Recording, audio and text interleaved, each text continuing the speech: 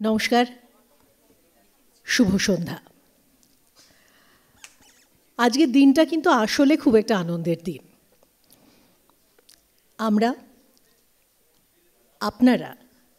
আমরা সবাই মিলে যারা বাংলা গান ভালোবাসে, বাংলা গানকেই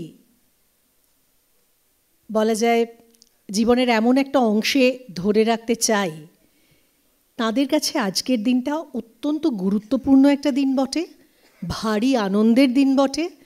কারণ এমন একজন মানুষের শতবর্ষে আমরা দাঁড়িয়ে রয়েছি, এমন একজন সুরকার, সঙ্গীত পরিচালকের, সঙ্গীত স্রষ্টার শতবর্ষে আমরা দাঁড়িয়ে রয়েছি, যার অবদান আমাদের গান বাজনায় অপরিসীম।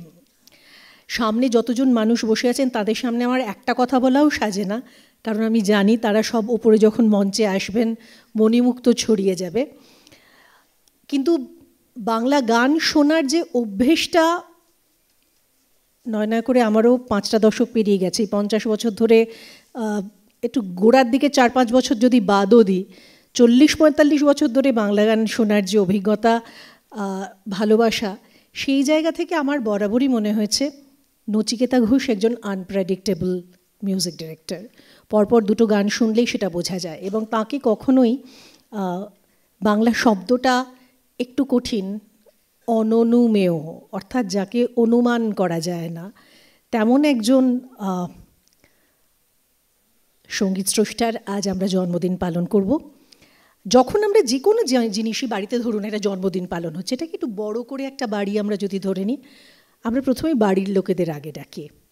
তো মঞ্চে আগে পরিবারের মানুষজনদের আসতে অনুরোধ করব। আমি একে একে নাম বলবো, কারণ এখানেও অনেক রকমের চমক আছে। প্রথমেই যাকে মঞ্চে ডাকবো, চমক তো সেখান থেকে শুরু। আমি শ্রী উদয় শঙ্কর রায়, অর্থাৎ নচিকেতা ঘোষের বাবা, তিনি নিজেও ডাক্তার ছিলেন, বাবা ডক্টর সনত কুমার ঘোষ ছিলেন, তার সবথেকে বড় নাতি আর নচিকেতা ঘোষের ভাগ্নে সম্পর্কে শ্রী উদয় শঙ্কর রায়। সুপর্ণদা আমাদের বারবার বলেছেন আমাদের বাড়ির বড় ছেলে, সেই জন্য তিনি সবার আগে মঞ্চে যাবেন। তো বাড়ির বড় ছেলেকে আগে মঞ্চে ডাকছি। সবাইকে বলবো একটু হাততালি দিয়ে এদের সবাইকে আমরা মঞ্চে আহ্বান জানাবো।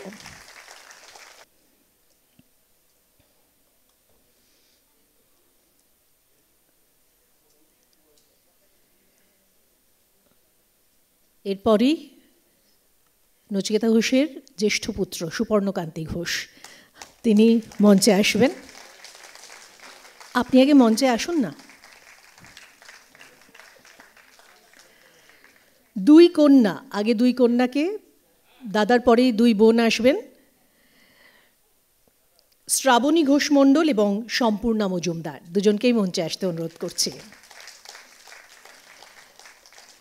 শ্রাবণীদের সঙ্গে এই পর্বে আমার দিন দুয়েক প্রচুর গল্প হয়েছে, এবং এমন সমস্ত অজানা গল্প, বাবা মা দাদা বোন এই সংক্রান্ত এমন এমন গল্প, এবং কিছু স্টলওয়ার্ডদের গল্প, যেমন সন্ধ্যা মুখোপাধ্যায়কে নিয়ে এমন সব ঘটনা জানা হয়েছে, যেটা একেবারে আমার জীবনের মণিমুক্ত হয়ে থাকবে। আবারও যদি কখনো সময় হয়, সুযোগ হয়, সেই সব গল্প করার নিশ্চয়ই করব।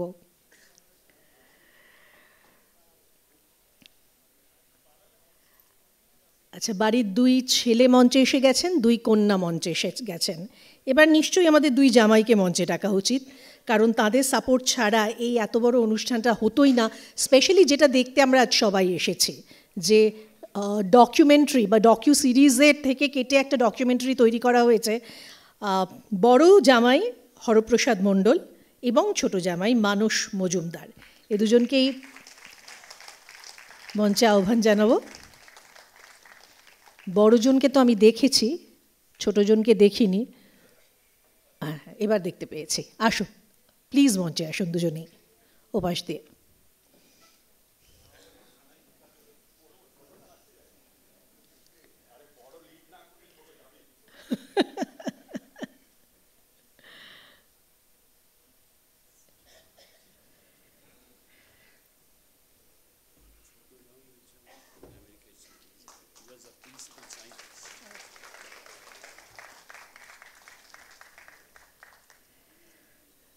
সুপর্ণদা আমায় বলে গেলেন যে বড় জামাইয়ের কথা বলেছ, ছোট জামাই আমাদের আমেরিকায় ছিলেন, হি ওয়াজ আ প্রিন্সিপাল সায়েন্টিস্ট।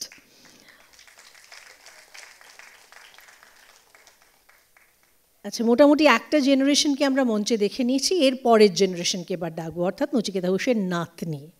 ওর নাম মেঘা মণ্ডল, কিন্তু আমরা আদর করে ওকে উর্জা বলে ডাকি। উর্জা নামটাও আমার বেশি পছন্দের। উর্জার আজ একটা অন্য ভূমিকা আছে, সেটা আমি এক্ষুনি বলে দিতে চাই না সবটা, আস্তে আস্তে একটু একটু করে পাপড়ি খুলুক। এসো।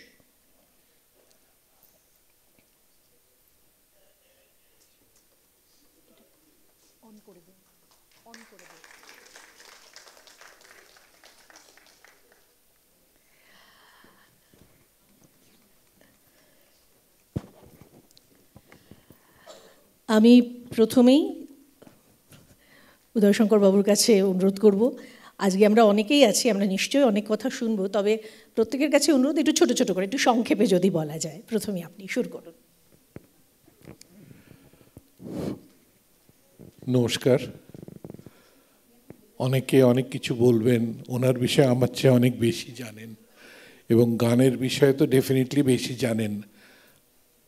আমি যে গানের কতটুকু জানি সেটা একটা ছোট্ট গল্প বলছি। ছোটবেলায় উনি যে ঘরে শুট করতেন তার পাশে একটা বাথরুম ছিল। সেই বাথরুমটায়, এটা ছিল শ্যামবাজারের বাড়িতে, আর সেই বাথরুমে আমরা সবাই যেতাম। তখন সুর করা যে কি ব্যাপার, এই গান তৈরি করার যে কি কাজ জানতাম না। দেখতাম বড় মামা বসে হারমোনিয়াম নিয়ে সারাক্ষণ কিছু একটা করতেন, তো আমাদেরও শুনতে ভালো লাগতো। তো একদিন কোনো একটা সুর করছিলেন, আর ওনার রুমের পাশেই একটা জানলা ছিল, তো সেই জানলা দিয়ে আমিও শুনতে পেলাম একটা নতুন কোনো সুর, অজানা সুর একটা শুনলাম।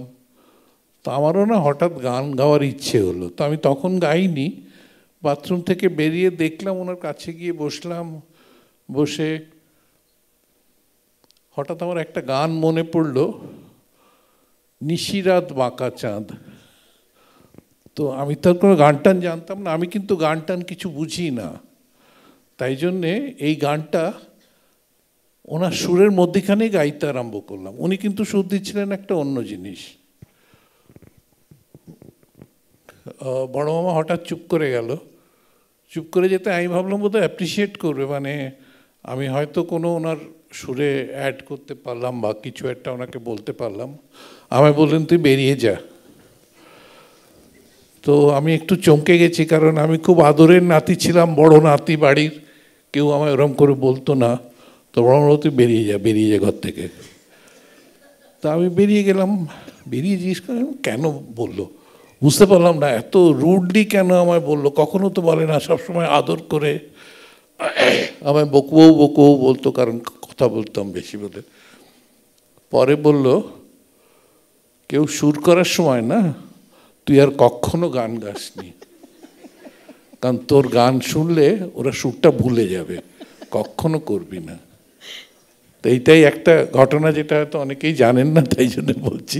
আরও অনেক ঘটনা আছে, প্রত্যেকের কাছ থেকে আমরা শুনবো, তাই আজকে আর কিছু বলছি না। নমস্কার, অনেক ধন্যবাদ।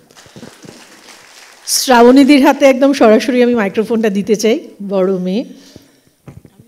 সুপর্ণদা, আপনি যদি অনুষ্ঠানের শুরুতে এরম করেন, আমি কিন্তু শেষ অবধি টেনে নিয়ে যেতে পারবো না। আপনার এখানে বসতে কি অসুবিধে হচ্ছে? আপনাকে কিছু বলতে হবে না, আপনি একটু বসুন না, আপনি তো বাড়ির মানুষ, সেই জন্য।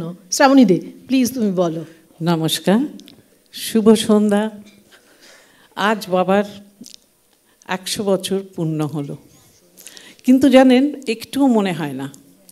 মনে হয় এই তো সেদিন বাবা ভোরবেলা আমাকে ডাকছে, ওঠ মা, তানপুরাটা নিয়ে আয়, একটু রেয়াজ কর আমার সাথে। আমি তানপুরাটা নিয়ে ঘুম চোখে বাবার সঙ্গে গিয়ে রেয়াজ করতাম। দেখতে দেখতে এতগুলো বছর কেটে গেল। যাই হোক, হ্যাপি বার্থডে বাবা, যেখানেই থাকো তুমি খুব ভালো থাকো। আর জানি বাবা ভীষণ আনন্দে আছেন, কারণ বাবার সমস্ত প্রিয় শিল্পীরা বাবার কাছে পৌঁছে গেছে।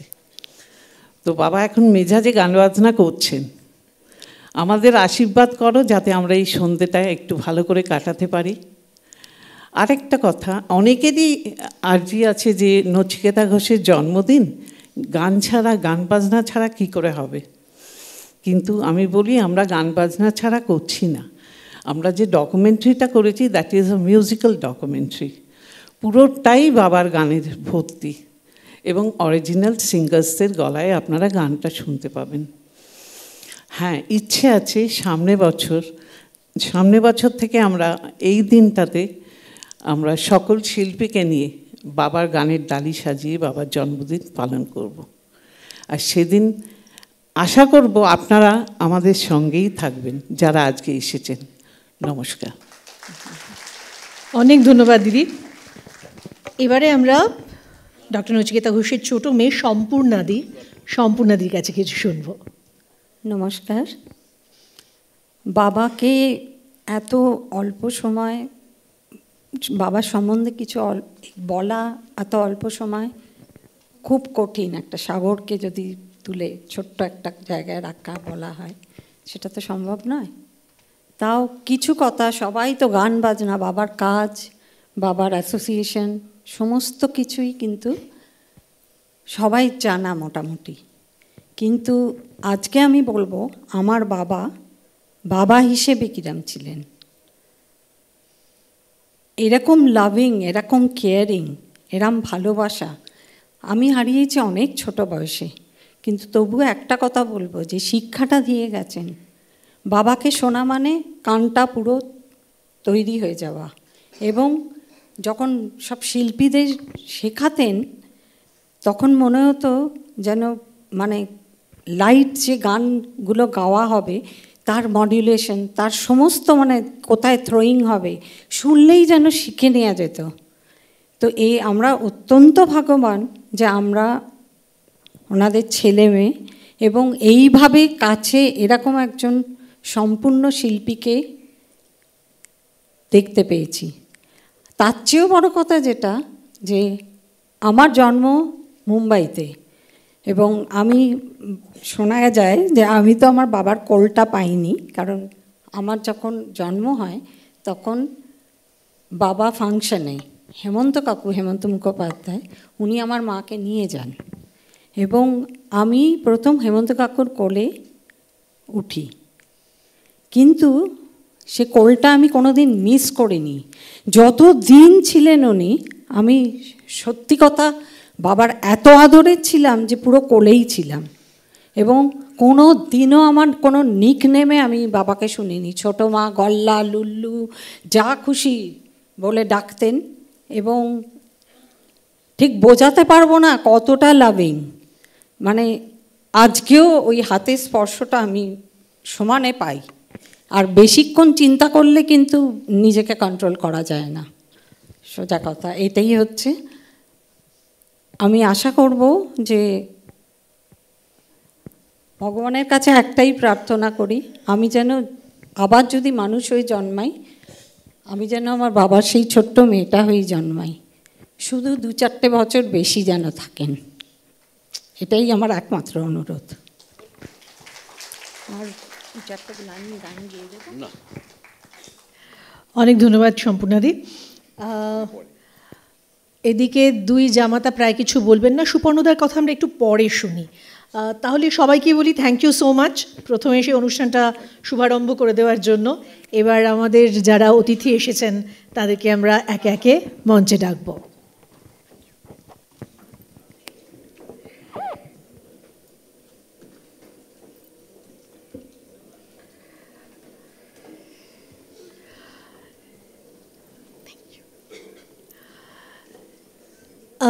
যে কোনো বাঙালি পরিবারে বা যে কোনো আমার ধারণা ভারতীয় পরিবারে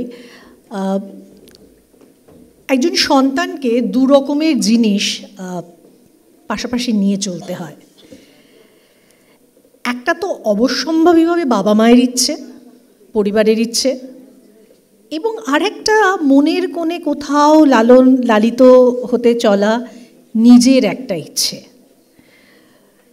এবার এই নিজের ইচ্ছেগুলো কখনো কখনো পরিবার থেকেই তৈরি হয়ে যায়, আমরা অনেক সময় বুঝতে পারি না। নচিকেতা ঘোষের জীবনটার দিকে ফিরে তাকালে একই জিনিস দেখতে পাওয়া যায়। বাবা ডাকসাইটে ডাক্তার, ঘোষবাড়ির সবাই চেয়েছিলেন এবারই সবাই ডাক্তার হয়, তো ছেলেও ডাক্তার হবে। তো পরিবারের ওই ইচ্ছে পূরণ করবার জন্য তিনি ডাক্তারি পড়লেন, ডাক্তার হলেন। আর এই যে due course of this, doctor Sanat ঘোষের বাড়িতে শুনেছি যে সন্ধ্যাবেলায় রাগ সঙ্গীতের আসর বসত এবং সেইখানে নিয়মিত যিনি উপস্থিত থাকতেন তিনি নচিকেতা ঘোষ। পরবর্তীকালে আমরা জানি যে দাবির খাঁ সাহেবের কাছে শিখেছেন, সঙ্গীতাচার্য অনাথ বসুর কাছে শিখেছেন গান। এই দুটো জিনিস পাশাপাশি চলতে চলতে যখন ডাক্তারিটা পড়া হয়ে গেল, যখন চিকিৎসক হয়ে গেলেন, তখন তিনি গিয়ে বাড়িতে বলেছিলেন যে তোমাদের ইচ্ছে আমি পূরণ করেছি, এবার আমার ইচ্ছে মতো আমাকে একটু চলবার সুযোগ দেওয়া হোক, যেটা কিনা গান বাজনা। হ্যাঁ জয়দা যাও যাও, নইলে একটুও কিচ্ছু করতে পারবো না। অনুষ্ঠানের শুরু থেকে যেরকম দাপাদাপি শুরু করেছেন, এই প্রোগ্রাম শেষ করা যাবে না, যা বলছেন শুনে নেওয়াই ভালো। তো তো এইরকম একটা জায়গা থেকে তো গান বাজনার শুরু। তো এই যদি ধরে নেওয়া যাক হাইপথেটিক্যালি, যদি সুরকার না হতেন তাহলে তো ডাক্তারই হতেন, চিকিৎসকই হতেন। এবং শুনেছি যখন চলেও যাচ্ছেন তিনি নিজেই বুঝতে পেরেছিলেন নিজের শরীরে কী হয়েছে, ডাক্তারের কাছে তাকে নিয়ে যাওয়ার জন্য নিজের মেডিকেশন নিজেই ডাক্তারকে বলেছিলেন আমাকে এই ওষুধ দিন। তো সেই দিকটাকেও আমরা যে একদম ছেড়ে যাব তা নয়, আলো ফেলবো সেদিকেও। সেই কারণে এই পর্বে অতিথিদের যখন মঞ্চে ডাকবো, তখন প্রথমেই যাকে ডাকবো তিনি বিশিষ্ট চিকিৎসক ডক্টর শিবাজি বসু। তাকে মঞ্চে আসতে অনুরোধ করছি, প্লিজ।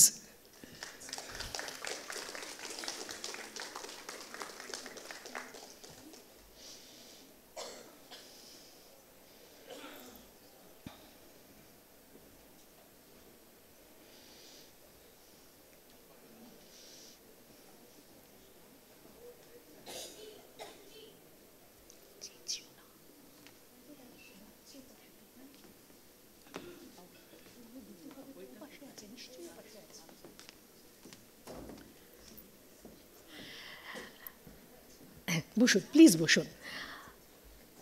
সম্বর্ধনা জানানো হবে, সামান্য কিছু উপহার আছে যারা অতিথি এসেছেন তাদের জন্য।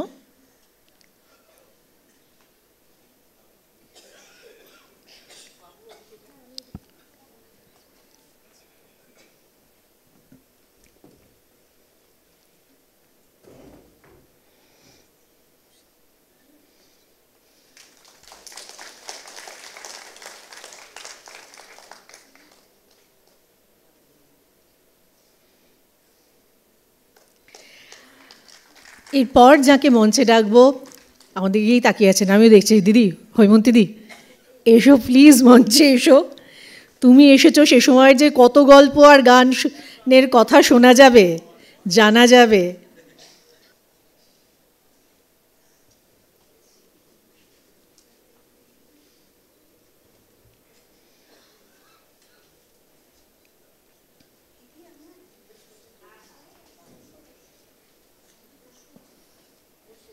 বসো বসো হৈমন্তী দি, বসো।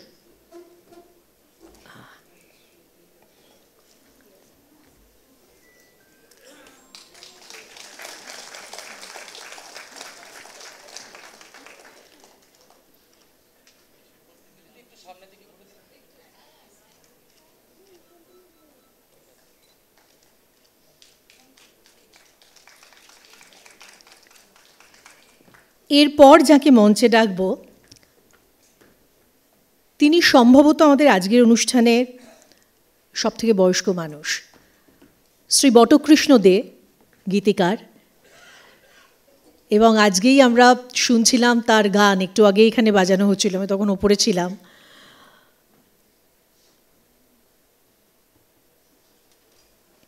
এই দিনগুলো আসলে এরমই হয়, মুহূর্তের সমাহার, এবং তারপর যা যা থেকে যায়, যে কথাগুলো থেকে যায় সেগুলো সারা জীবনের সম্বল।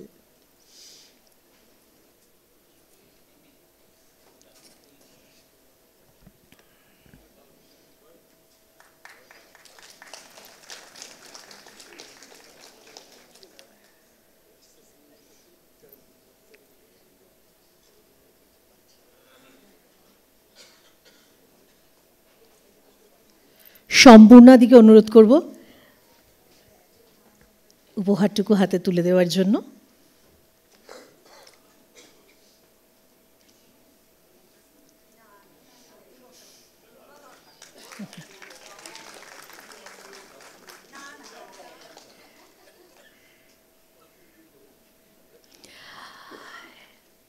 আজকের এই অনুষ্ঠানটা করবার আগে সুপর্ণদা আমাকে একদিন ডেকে একটুখানি ডকুমেন্টারির বেশ খানিকটা অংশ দেখিয়েছেন।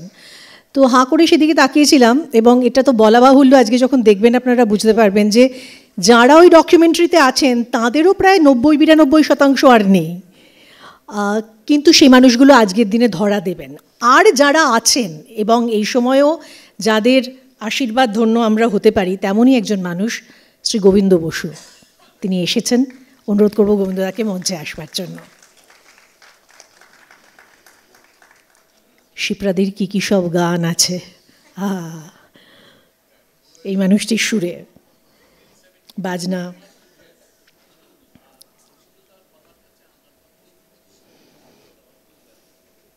আসুন।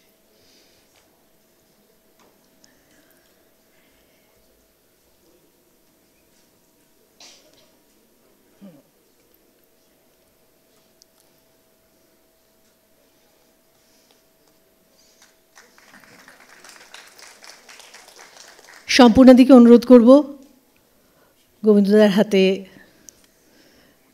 উপহার তুলে দেওয়ার জন্য।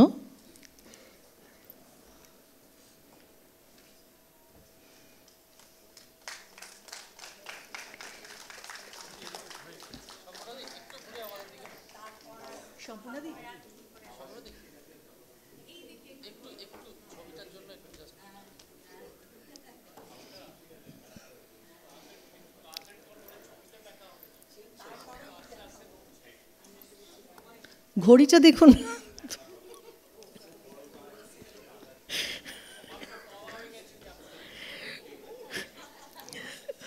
বিশিষ্ট সুরকার সঙ্গীত পরিচালক শ্রী কল্যাণ সেন বরাটকে এবার মঞ্চে আসতে অনুরোধ করব। হাসির কথা নয় এগুলো, সুপর্ণদা মানুষ এরকমই, এইটা না থাকলে হয়তো ওই গানগুলোও বেরোতো না। খালি একটাই চিন্তা, যারা রেকর্ড করেছেন তারাই ব্যতিব্যস্ত মানুষটির সঙ্গে কী করে কাজ করেছেন।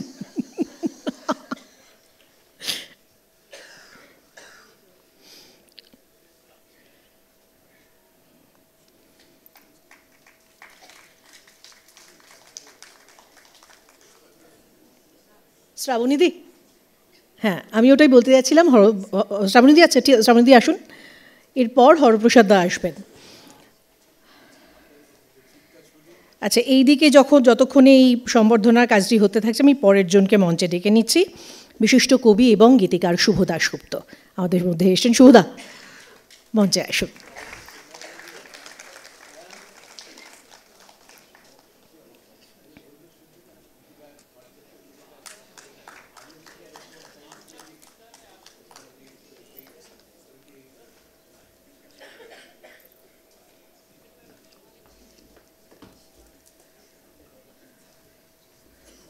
বিশিষ্ট কবি গীতিকার শুভ দাশগুপ্ত এসে গেছেন মঞ্চে।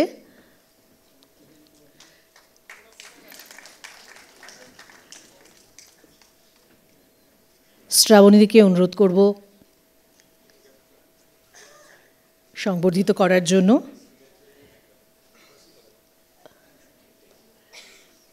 আর তার মধ্যেই আমি পরের জনকে মঞ্চে ডেকে নিচ্ছি। তার নামের আগে একটা স্ত্রী বসালে কেমন একটা শুনতে লাগবে, তাই শ্রীকান্ত আচার্য।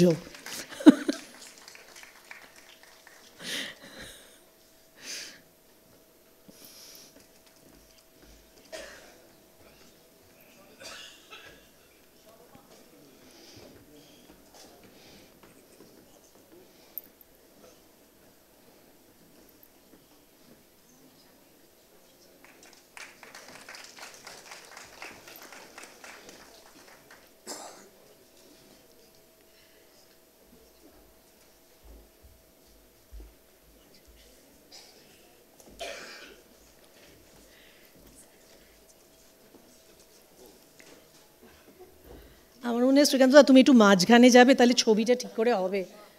শ্রীকান্তদা, সম্পূর্ণাদি, এক সেকেন্ড, দুজনে একটু স্টেজের মাঝখানে যাও, ক্যামেরাম্যানটা কিচ্ছু পাচ্ছে না, প্লিজ একটুখানি মাঝখানে যাও।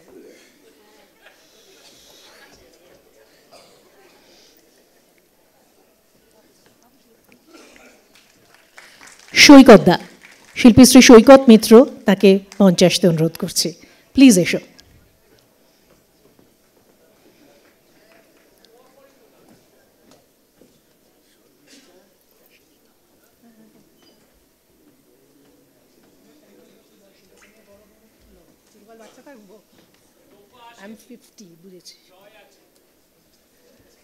আপনি আসুন না এখানে, কেন? মানে আপনি জোরে জোরে যেটা বলছেন পাশে দাঁড়িয়ে বললে একটু আসতে হবে বোধ হয়।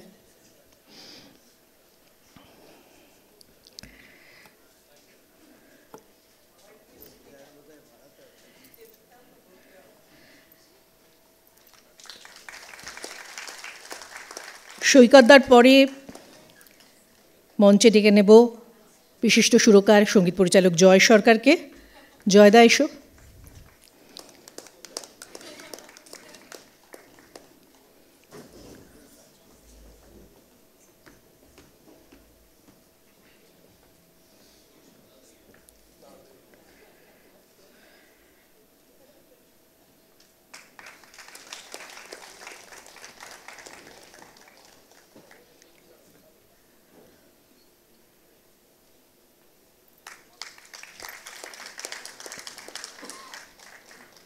বিশিষ্ট অভিনেত্রী রত্না ঘোষাল এসেছেন আমাদের মাঝে। রত্নাদি একটু মঞ্চে আসুন প্লিজ। হ্যাঁ, ঊর্জা একটুখানি নিয়ে এসো প্লিজ।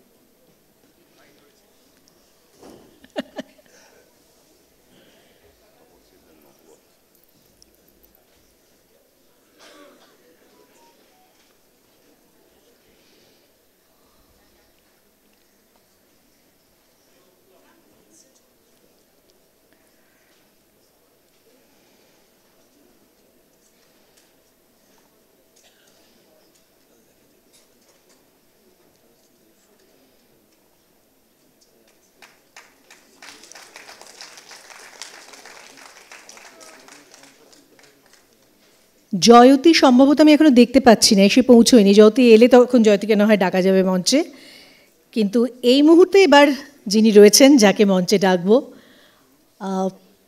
আজকের এই অনুষ্ঠানের সঙ্গে একটা সূত্র তো তারও আছে, কারণ তারও পিতার শতবর্ষ। মানে এটা আমাদের খুব আনন্দের একটা সময় যে নচিকেতা ঘোষ সলিল চৌধুরী জন্ম শতবর্ষে আমরা দাঁড়িয়ে রয়েছি। অন্তরা চৌধুরী মঞ্চে আসবেন।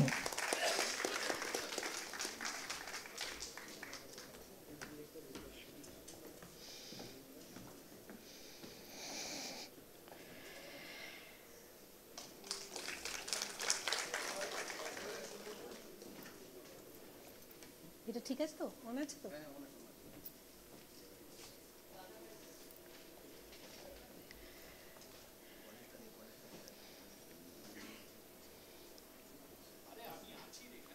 সুবর্ণদা আসুন না, এটা একটা সত্যি তো মুহূর্ত। ঠিকই বলছেন আপনি, একটু অন্যদের কথা শুনুন না, ঠিকই বলছেন।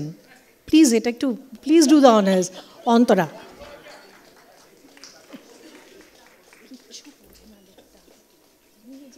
একটু আর আপনি একটু ঘুরে দাঁড়ান, এবার আমি আপনাকে ডিরেকশন দিই, ঘুরে দাঁড়ান।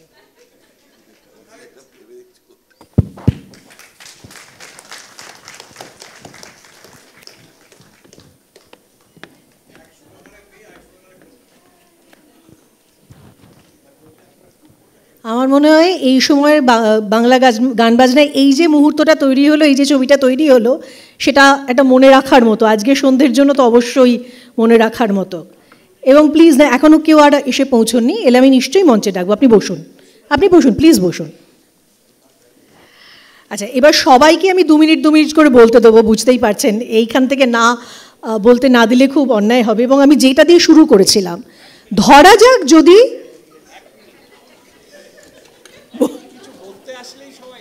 বলুন বলুন।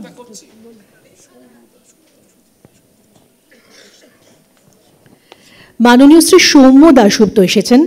পরিচয় সুধীন দাশগুপ্তের পুত্র, তাকে মঞ্চে আসতে অনুরোধ করছি।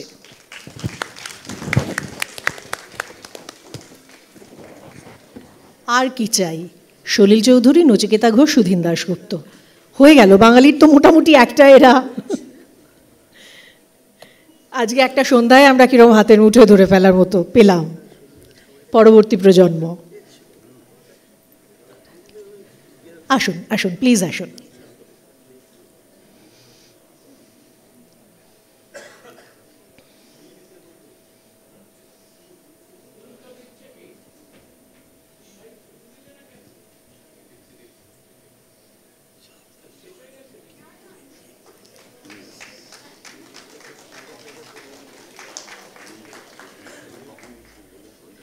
বসুন প্লিজ।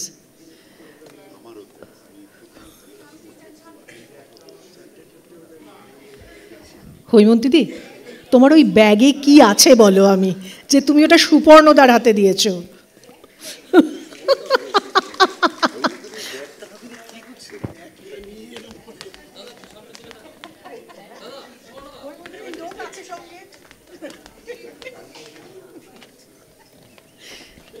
আমি ভাবলাম কয়েক কোটি আছে, আমি নজর দেবো কিনা ওটার উপর, ছাড়তেই রাজি নন সুপর্ণদা।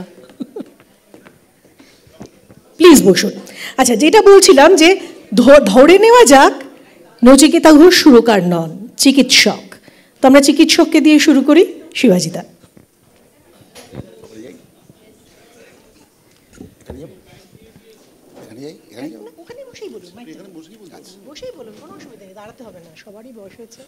নমস্কার, শুভ সন্ধ্যা। একজন চিকিৎসককে এই গ্যালাক্সির মধ্যে ঠেলে দেওয়াটা খুব অন্যায়, সেটা সুপর্ণকান্তির কাছ থেকে আমি এক্সপেক্ট করেছি। আমার তো বলার গান বাজনা নিয়ে বলার কিছু নেই। আমি দুটো কথা বলবো যেটা আমাকে আশ্চর্য করেছে ডক্টর নচিকেতা ঘোষের জীবনী। আমরা তাহলে তাকে নচিকেতা স্যার বলবো, কারণ আমাদের তো পুরো এরকম ট্র্যাডিশন আমাদের। উনি আরজিকর থেকে যে করেছিলেন। ইন্টারেস্টিং হচ্ছে যে আমরাও তো ডাক্তার হয়েছি, ওই ডাক্তারি 5 বছর খুব স্ট্রেনুয়াস যায়, সবসময় একটা পড়াশোনা, কবে পরীক্ষা, কবে পোস্ট গ্রাজুয়েট, এই ভাবি। এর মধ্যে একজন লোক যে 5 বছর পড়ে তারপরে একদিনও কোনো প্র্যাকটিস করেনি, নট এ সিঙ্গল ডে, এটা একটা আশ্চর্য। এটা কিন্তু হয়নি কোনো দিন, কারণ সেই 5 বছর বোধহয় গানই করে গেছেন। কি করে পাশ করেছেন আমি জানি না, করেছেন নিশ্চয়, তা নাহলে হবে কী কেউ ডাক্তার। কারণ তার বাবা সনৎ কুমার দে ওয়াজ এ বিগ গাইনোকোলজিস্ট, দাদু ছিলেন সাব জাজ, শুনেছি হোমিওপ্যাথি করতেন বলে বাবাকে ইনফ্লুয়েন্স করেছে, এসব ডাক্তারি করিস না, রেজাল্টস খারাপ, হোমিওপ্যাথি কর। এবং সেই আইডিয়াটা উনি দিয়ে দিয়েছেন ওনার ছেলেকে, যিনি হোমিওপ্যাথি করেননি, গান করেছেন। কাজেই সেই জন্য একজন ক্ষুদ্র ডাক্তারের থেকে একজন লেজেন্ড ডক্টরকে প্রণাম, নমস্কার।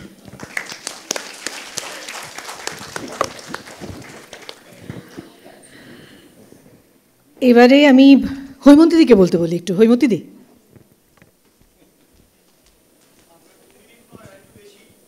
না, আমার বেশি কিছু বলার নেই।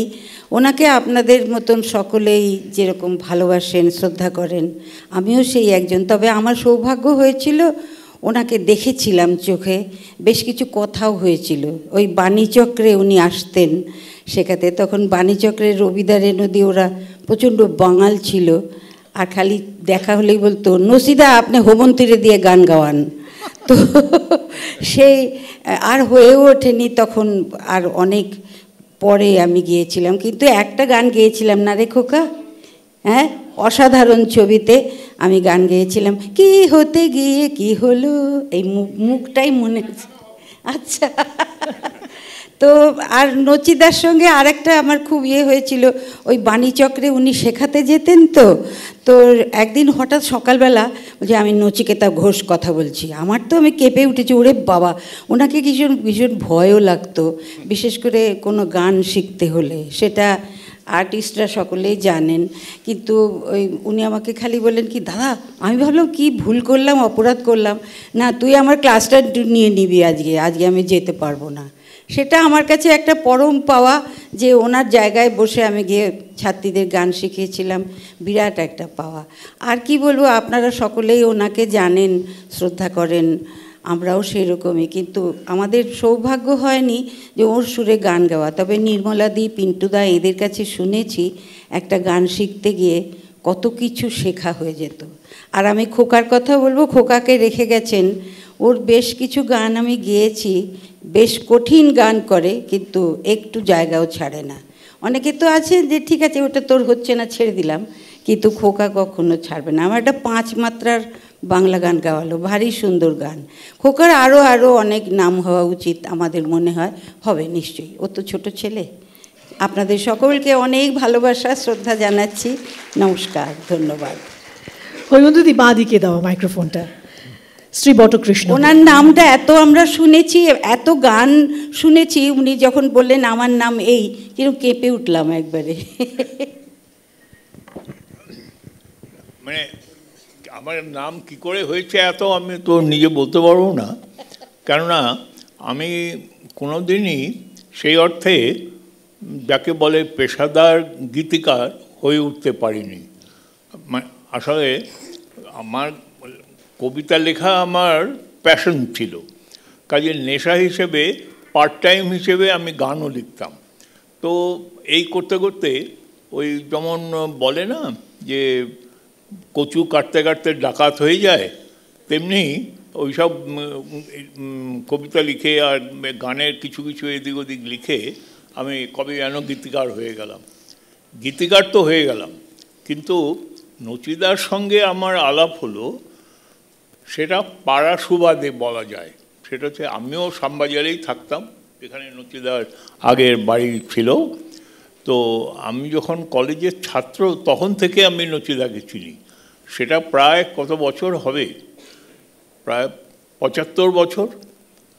আর আমাকে আগেই ওরা এখানে অ্যানাউন্সার বলেই দিয়েছেন যে সবচেয়ে নাকি আমি বয়স্ক লোক এখানে, বা কিছু বয়স্ক লোকের সবচেয়ে বেশি বয়সের গীতিকার আমি নচিদার। তো যাইভাবেই হোক, তো সেখানে আমি যখন কলেজে পড়তাম প্রেসিডেন্সিতে, তখন আমি আমার পাড়াতে যখনই রোববার হতো বা ছুটির দিন হতো নচিদার বাড়িতে চলে যেতাম। সেখানে গিয়ে মেইনলি গান শুনতে যেতাম, কিন্তু গল্প টল্প হতো। নচিদাকে আমি ওইভাবে দেখেছি, আমার যদ্দূর মনে পড়ে যে নচিদা মানে গান রেওয়াজ করতেন বা সুর করতেন ওর বেডরুমে বসে এবং একটা খাটের ওপরে, এটা আমার মনে পড়ছে। মানে আমি স্মৃতি থেকে একটি কথা বলছি। তো যেতে বলতেন উনি আমাকে, আমার নাম বটকৃষ্ণ, তো উনি আমাকে কোনো দিন বটকৃষ্ণ বলে কোনো দিন ডাকেননি। উনি আমাকে সবসময় বলতেন এই বট। মানে আমি একটু অবাক হতাম, কিন্তু ওর বলার মধ্যে এমন একটা স্নেহের মিশ্রণ ছিল যে উনি সঙ্গে সঙ্গে আমার নচিদা হয়ে গেলেন, এবং ওই নচিদাও চিরকাল রইলেন। একবার আরেকটা ঘটনা বলি, এবং উনি কত প্রফেটিক ছিলেন, সেটা শুধু রোম্যান্টিক গানই করেছেন তা নয়। একবার উনি আমাকে বললেন, এই তুই রোজ সকালবেলা আসিস কেন, তুই দুপুরে আসতে পারিস না, কবে আসবি দুপুরে বল। তারপরে আমি বললাম যে আপনি যেদিন বলবেন। বলি ঠিক আছে, আজকে সকালবেলা গিয়েছিলাম, বলে গান নয় আজ হবে, তুই দুপুরবেলা আসবি। তো আমি দুপুরবেলা গেছি, যাওয়ার সঙ্গে সঙ্গে বলছে চল চল চল আজকে আর বসবো না। আমি কোথায় যাব, বল চল না। যাই হোক, আমরা শ্যামবাজার থেকে, আপনারা যারা উত্তর কলকাতার বাসিন্দা তারা জানেন উত্তরা সিনেমা আছে একটা, তো সেই উত্তরাতে আমরা বলি টিকিট কেটেছি, চল উত্তরাতে সিনেমা দেখতে যাব। তো ততদিনে আমার একটু অল্প স্বল্প নামঠাম হয়েছে কবি হিসেবে, সাহিত্যিক হিসেবে। তো গিয়ে দেখি উত্তরাতে হচ্ছে সত্যজিৎ রায়ের পথের পাঁচালী। তো এটা আমার গর্বেরও ব্যাপার যে পথের পাঁচালী ওর সঙ্গে দেখেছিলাম আমি। এবং বেরিয়ে এসে আমি যখন জিজ্ঞেস করলাম নচিদাকে যে নচিদা কেমন লাগলো, নচিদা তো খুব বিহ্বল হয়ে আছেন, প্রায় প্র্যাকটিক্যালি কথাই বলছে না, চোখ ছলছল করছে। তো অনেকক্ষণ চুপ করে থেকে বললেন, দেখ বট, এটা আমাদের প্রত্যেকের ঘরের ছবি, আমাদের দেশের ছবি, গ্রামের ছবি, কিন্তু এটা আসলে মানে আন্তর্জাতিক দরবারের ছবি, জগতের দরবারের ছবি। তো আমি অনেকক্ষণ তাকিয়ে রইলাম, আমি ব্যাপারটা তখনও বুঝিনি। তো এখন বুঝতে পারছি যে উনি কতটা প্রফেটিক ছিলেন। তখনই প্রথম দেখেই বলে দিয়েছিলেন যে এই ছবি কোথায় যেতে চলেছে। যাই হোক, আমি আর বিশেষ কিছু বলবো না। ওর সঙ্গে আমার অনেক নানান ব্যাপারে অনেক সাক্ষাৎ হয়েছে। উনি আমার গান করেছেন, আমার গানে উনি নিজে করেছেন, এবং আমার ঠিক ইতিহাসটা আমার মনে নেই। আমার যদ্দূর মনে পড়ছে, কলম্বিয়া রেকর্ড হলো, উনি আগে মেগাফোন রেকর্ডে কাজ করতেন, গান করেছেন। তো কলম্বিয়াতে এসে উনি যে প্রথম গানটা করলেন, সেটা অবশ্যই লেখার সৌভাগ্য আমার হয়েছিল। আবার সেখানেও আবার একটা ব্যাপার আছে, সেটা আসলে একটা কবিতা ছিল। আমি যে বললাম না, আমি কবিতা হিসেবেই আমার একটু বেশি নাম ছিল। দেশে বেরিয়েছিল কবিতা, সেই কবিতাটাকে উনি গান কনভার্ট করলেন, পথ আর কত দূর বলে, সেটা যতদূর মনে পড়ে। তারপরেও উনি অনেক গান করেছেন আমার, দ্বিজেনকে দিয়ে, একে দিয়ে, নির্মলাকে দিয়ে, কিন্তু সেটা বড় কথা নয়। কিন্তু নচিদার মতো, সত্যি কথা বলতে গেলে, নচিদার মতো এত স্নেহবান গীতিকা মানে সুরকার আমি দেখিনি, এত মানে অরিজিনাল, এত কি বলবো আর, যে কি বলা যায়, শোনা যায় না এই এই টাইপের গান। একটা অসাধারণ সঙ্গীত ব্যক্তিত্ব ছিলেন তিনি। উনি নমস্য ছিলেন সুরকার হিসেবে, উনি আমার নচিদা হিসেবে ভালোবাসার, শ্রদ্ধার। অনেক ধন্যবাদ। মাইক্রোফোনটা আমি বলবো,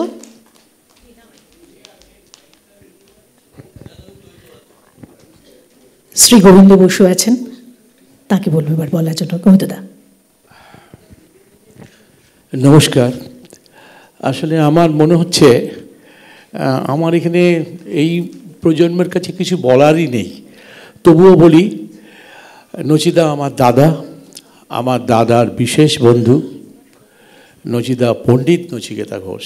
আজকাল পণ্ডিত তো সবাই লাগাচ্ছে, কিন্তু সত্যিকারের পণ্ডিত বলতে যা বোঝায়, অবশ্য পণ্ডিতটা ছিল না।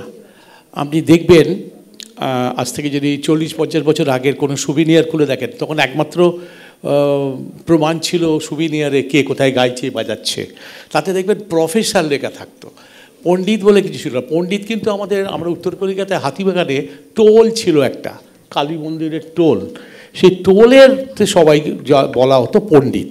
যাই হোক, এখন এইটা প্রসঙ্গটা বললে অনেক লোক বলবেন। এখন আমার যেটা বলার সেটা হচ্ছে, নচিদা আমাদের পারিবারিক একজন। কারণ হচ্ছে নচিদা যে কতখানি গুণী, কতখানি শিক্ষিত একজন সঙ্গীত কি বলবো স্রষ্টা, সেটা বলার অপেক্ষা রাখে না। অনেক গান বাজনা আছে দেখবেন, তাদের মধ্যে গানের মধ্যে অনেক অসঙ্গতি থেকে গেছে, কিন্তু নচিদা বলুন, সলিলদা বলুন, সুধীনদা বলুন, এই যে এরা যে হেমন্তদা, এরা যে গান বাজনাগুলো করেছে, যে সুরগুলো করেছে, আজকে কত বছর হয়ে গেছে, কিন্তু আমরা কেউ ভুলতে পারছি না। তার কারণ তার বাঁধনিটাই আলাদা। সেই গীতিকারের গানও তেমনি। একটা গান তো আমার এই মুহূর্তে মনে পড়ছে, নচিদার সুর আর আমাদের মজুমদার, আমাদের গৌরীদা, আমার সাদা রংটা নাও, তোমার কালো রংটা দাও। কে বলছে? রাধা বলছে কৃষ্ণকে, যাব যখন অভিসারে, দেখুক সবাই এই কি তুমি চাও। এই যে ফিলোসফি, এই যে গানের মধ্যে সবই আছে, প্রেম আছে, ভালোবাসা আছে, শ্রদ্ধা আছে, আবার ভালোবাসাও রয়েছে। সে ভালোবাসার যাই হোক, তো এই যে গানের সুর, এই যে গানকে তালের সঙ্গে মেশানো, এটা বলছি কারণ আমি একটু তালের লোক, তো সেই জন্যে বলছি যে ওনার যে শিক্ষা গোড়া থেকে, আপনারা জানেন উত্তর কলিকাতাই হচ্ছে কলকাতার উৎস, কলকাতার শুরু বাগবাজার থেকে। কারণ সুতানটি নাম, সুতানটি কেন হলো আপনারা অনেকে হয়তো জানেন না। সুতানটি বাগবাজার ঘাটে সুতার ব্যবসা হতো, সুতোর, সেই জন্যে সুতা। আর পুরো চিতপুরটা যাত্রা দলের আর নটিদের বাসস্থান ছিল, সেই জন্যে সুতা নটি। নটি বিনোদনীয় কিন্তু বাগবাজার শ্যামবাজারেরই। যাই হোক, এখন এই জায়গায় নচিদা শ্যামবাজারের তাদের বসত বাড়ি, তাদের বাড়ির সকলে ডাক্তার, আপনারা শুনলেন এক্ষুনি সকলের কাছ থেকে। এবং উনিও ডাক্তারি পাস করেছেন, বাধ্য হয়েছিলেন, নাহলে বাড়ি থেকে বার করে দেবেন, ওনার বাবা বলেছিল। আমার দাদার কাছে শোনা এগুলো। তো পাস করলেন, কিন্তু গানের জন্যে উনি ওদিকে গেলেনই না। গানটা নিয়ে উনি এমন এমন কাজ করেছেন, এমন এমন পরীক্ষা নিরীক্ষা করেছেন। আমি একটু সামান্য গান বাজনা শিখেছি বলে খুব দায়িত্ব নিয়ে বলছি, এরকম কাজ খুব কম লোক ভারতবর্ষে করেছে। যাই হোক, যেটা বলছিলাম, আগের প্রজন্মের কথা একটু না বললেই তো আজকের আসরটা নচিদা।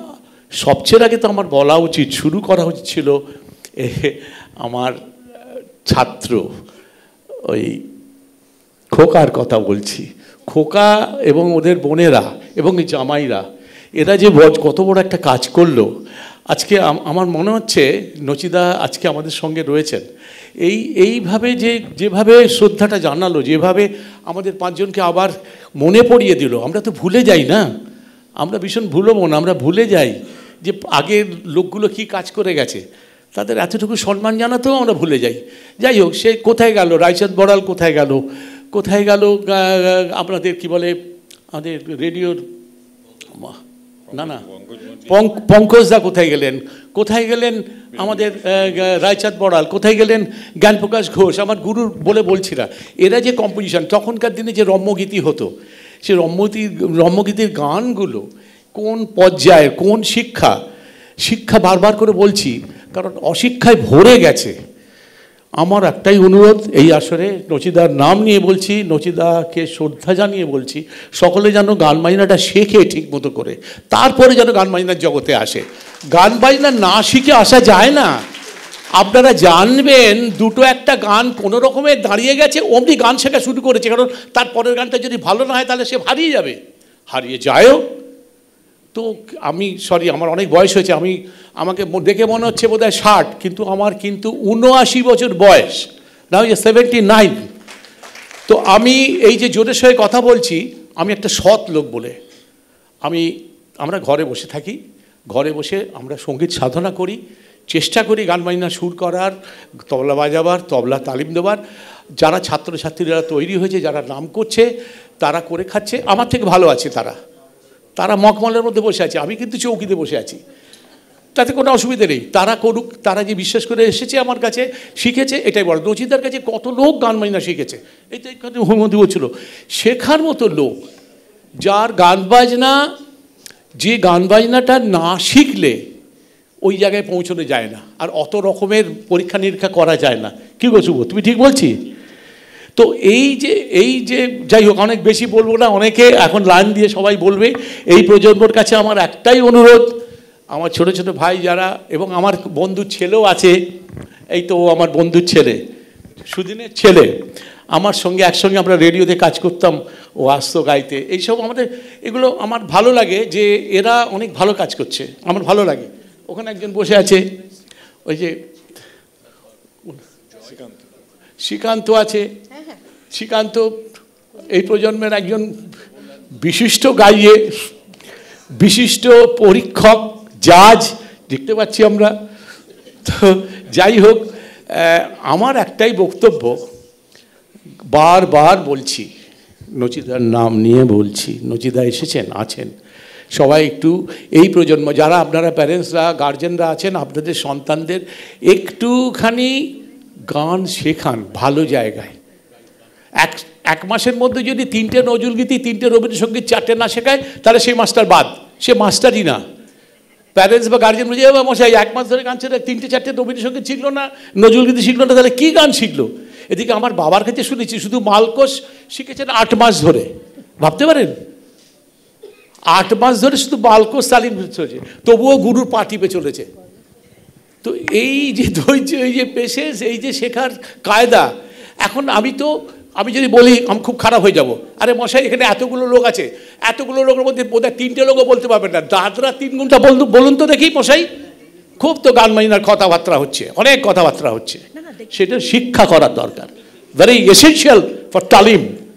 আমি মনে করি, সরি কিছু মনে করবেন না, আমি আমি আমি বলে ফেলেছি, আমার বয়স হয়ে গেছে, ক্ষমা করবেন, মার্জনা করবেন। নমস্কার, অনেক ধন্যবাদ।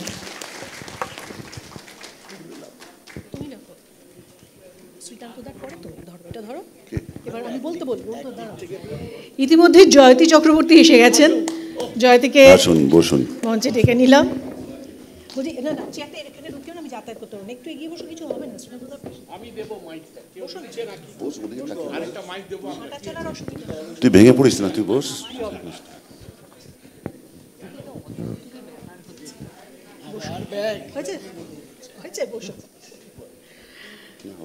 আচ্ছা, জয়তীকে সামান্য একটু উপহার তুলে দেওয়া হবে। জয়তীর এই সম্বর্ধনাটা হয়ে যাক, কারণ বলতে বলবো শ্রীকান্ত দাকে, নইলে পুরোটা একদম ভিজুয়ালি আটকে যাবে। হয়ে যাক।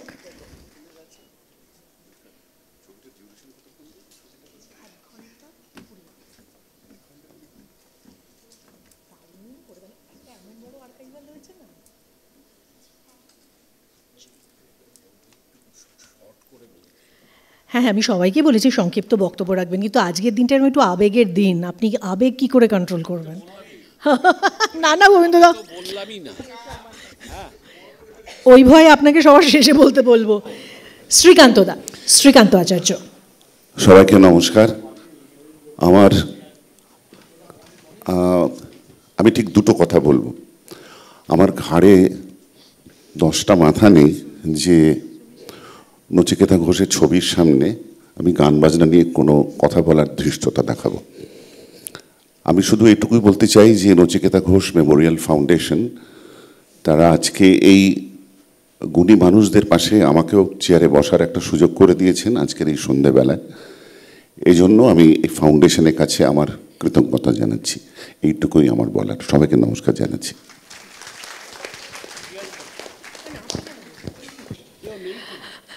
আচ্ছা, আমি একটুখানি আবার ওদিকে যাব, কল্যাণদার কাছে যাব, তার আগে আমি এখানে সরাসরি চলে এলাম সৈকতদার কাছে। সৈকত মিত্র। আমিও শ্রীকান্তর মতো একই কথা বলতে চাই যে ওনারা যে কাজটা করছেন সেটা হয়তো আরও 20 বছর আগে শুরু হলে আরও অনেককে পেতাম আমরা, অনেকে চলে গেছেন এর মধ্যে। যাই হোক, শুরু হলো, 100 বছরে এগিয়ে চলুন আপনারা, বিশেষ করে খোকাদা এবং 2 দিদি, এবং অবশ্যই তাদের সঙ্গে যারা যারা রয়েছে, হরপ্রসাদ দাস, সবাই মিলে। আমি শুধু একটাই বলি যে ওনাকে আমি একবারই দেখেছিলাম, সেটা অভিষেক বলে একটা ফিল্মের গান শেখাতে এসেছিল। আমি মানে এখন যেমন বলা হয় যে গান তুলিয়েই আসলাম, মানে আমার মনে আছে বাবাকে উনি গানটা শেখানোর সময় বলছিলেন যে এই জায়গাটা মুখটা এতখানিটা হাঁ করতে হবে, এই জায়গাটা জিভটা আলতো করে ওপর দিকে, মানে আমি কিছুই বুঝতাম না কিন্তু কথাগুলো এখনো মনে আছে। এরমভাবে শেখাতে পারতেন এবং কাদের শেখাতেন তারা সেইভাবে গানটা গাইতেও পারতেন। আমাদের সময় সেই শেখাবার লোকও নেই আর আমরা তার ধারে কাছেও যাই না। কাজে সেই সময়টাকে নিয়ে আমাদের মাথায় নিয়ে চলতে হবে এবং আমরা চেষ্টা করব নিশ্চয়ই যে তাদের কাছাকাছি পৌঁছবার। কিন্তু আমি মনে প্রাণে বিশ্বাস করি একদম 100%, যতই কলার তুলি, যতই আমাদের ফলোয়ার কোটি কোটি হোক, ওইখানে আমরা আর পৌঁছতে পারবো না। কাজেই ওনাদেরকে প্রণাম জানাই। ধন্যবাদ। আমি সৈকতার পাশে দাঁড়িয়ে একটা ছোট্ট ঘটনা খালি বলবো। আগের দিন সুপর্ণদার বাড়িতে গিয়ে শুনে এসেছি। এমনি তো আমরা সবাই জানি গৌরীপ্রসন্ন মজুমদার এবং নচিকেতা ঘোষ একদম হরিহর আত্মার মতো বন্ধু ছিলেন। তো একজনের জন্মদিনে আর একজনের বিবাহবার্ষিকী, অর্থাৎ 5ই ডিসেম্বর গৌরীপ্রসন্ন মজুমদারের জন্মদিন, সেদিনই নচিকেতা ঘোষ এবং শিবানী ঘোষের বিবাহবার্ষিকী। তো হঠাৎই বাড়িতে ফোন করেন উত্তম কুমার এবং বলেন যে আজকে তোর বিবাহবার্ষিকী না, আমি আসবো। সন্ধ্যাবেলায় ওরা তৈরি হয়েছেন, উত্তম কুমার, সুপ্রিয়া দেবী দুজনে গেছেন। সঙ্গে যে মানুষটাকে প্রায় বগল দাবা করে টানতে টানতে নিয়ে গেছেন তিনি শ্যামল মিত্র। এবার তাহলে ওই বাড়িতে গান বাজনার কি পরিস্থিতি আপনারা বুঝতেই পারছেন কি হতে পারে। আরেকটা কথা ছোট্ট একটা, সেটা হচ্ছে যে একবার আমার বাবার সাংঘাতিক গাড়ি অ্যাক্সিডেন্ট হয়েছিল, আপনারা জানেন, যে মানে তখন ভেবেছিলেন যে আর বোধহয় গান বাজনা করতেই পারবেন না। যারাই দেখা করতে আসতো বারে বারে মানে ইমোশনাল হতেন খুব স্বাভাবিকভাবে, আমি আর গান গাইতে পারবো না। তখন মনে আছে নচি কাকু এসে কীভাবে তোকে গাইতেই হবে, এই যে জোরটা দেওয়া। এবং প্রথম যে গানটার রেকর্ড করতে গেছিলেন তখনও পায়ে প্লাস্টার, বুকের রিব ভাঙা, বলেছে যেতে হবে কোলে করে। খুব সম্ভবত বিশু আঙ্কেল বোধহয় নিয়ে গেছে, বিশ্বজিৎ চট্টোপাধ্যায় সেই কোলে করে নিয়ে গেলেন, এইটুকু মনে আছে। এবং শুনেছিলাম ওখানে স্টুডিওতে বসে একটা পা চেয়ারের উপরে রাখা, ইজি চেয়ারে বসে গাওয়া। প্রথম রেকর্ড মানে ওই অ্যাক্সিডেন্টের পরে প্রথম রেকর্ডিং হচ্ছে নিশিপদ্ম ছায়াছবির রাজার পঙ্খী উইড়া গেলে। এটার জন্য নচিকাউকে আরেকবার প্রণাম জানাই।